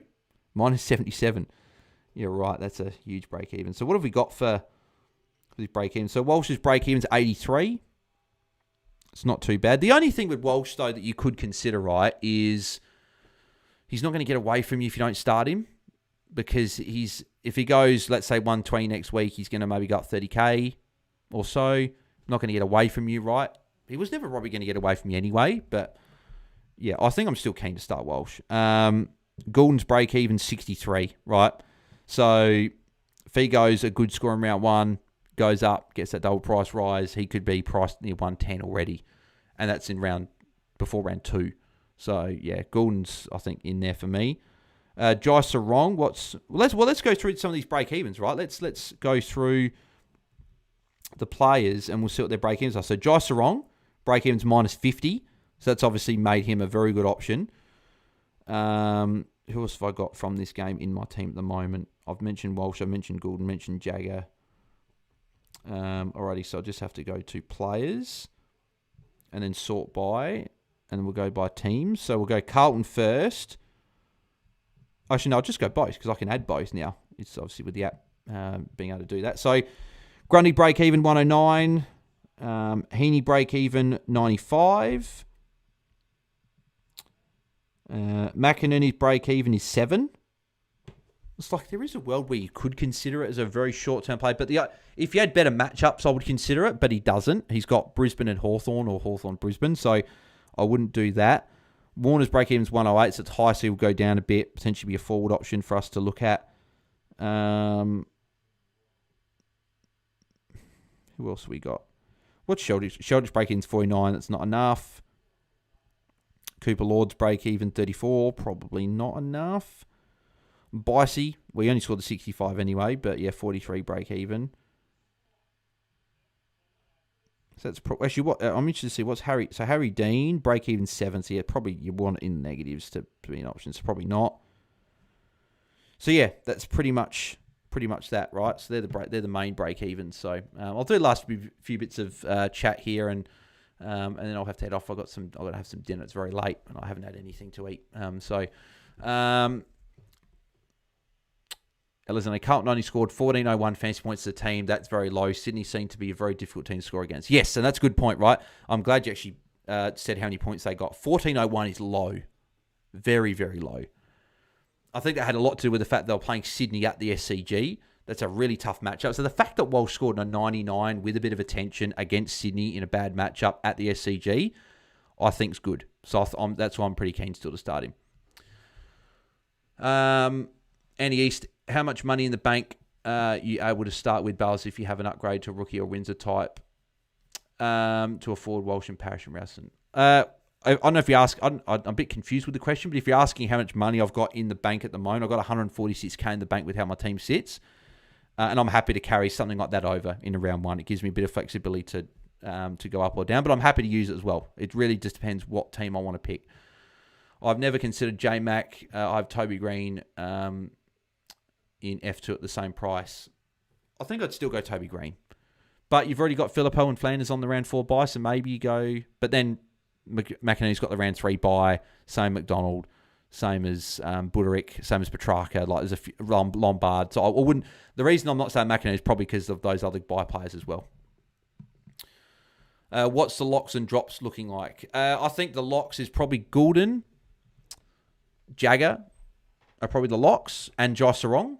I think the Sam Walsh is probably nearly a lock, but I think you're fine if you don't go with him as well, but I'm pretty keen to start.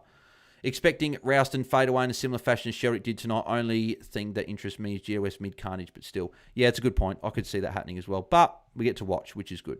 Dan Vossi walking the green mile, says the FFOZ. And could Angwin outdo Rouston, name the centre? No, not Angwin for me. No, not for me.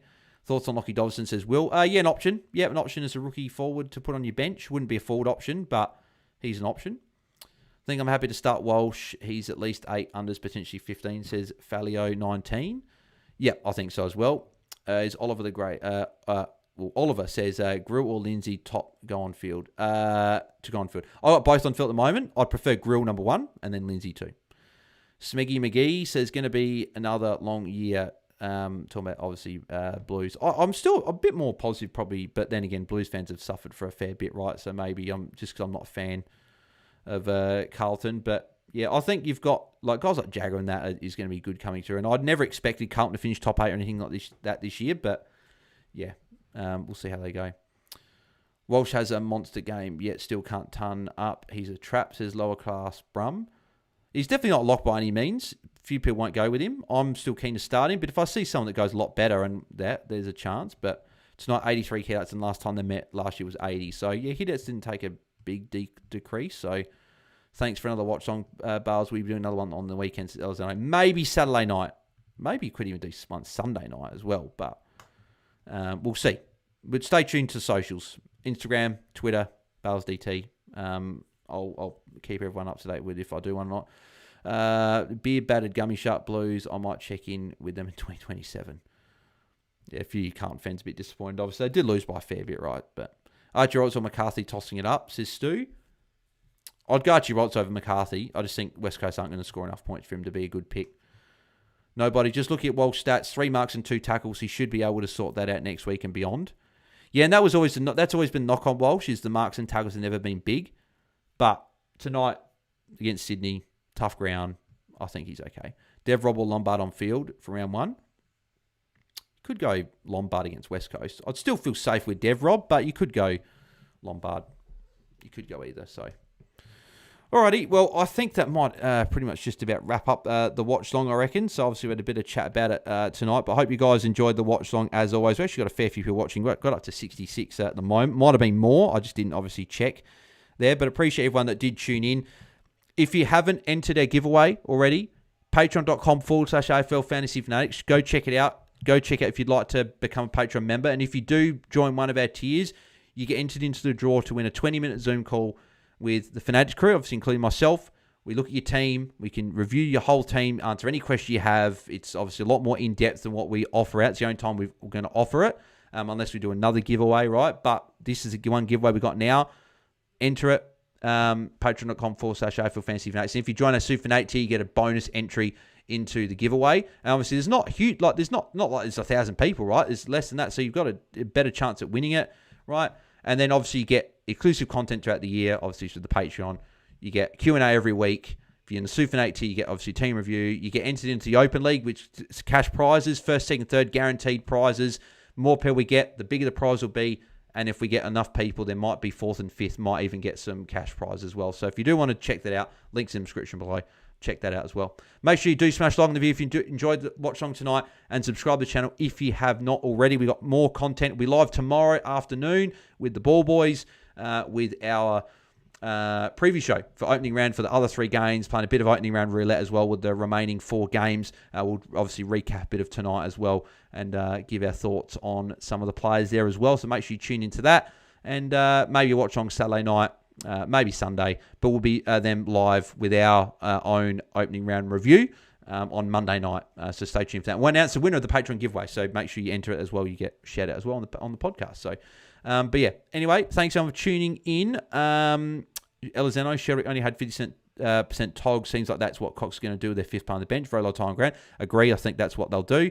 Will Bite, cheers, BAILSDT, mate. Thank you, mate. Lower Class Brum, all the best. Thanks for the stream. Thanks, mate. Appreciate that. But yeah, appreciate all you legends for tuning in tonight. We've got a lot of legends for the first watch along, which was really, really good. So hopefully we'll have a lot more watch alongs this year, and we'll keep going through. So thanks everyone for tuning in, and have a good night. Enjoy the footy tomorrow night. We might catch you on the weekend, but we'll chat to you guys obviously tomorrow for our opening round preview. So thanks everyone. Have a good night. See ya.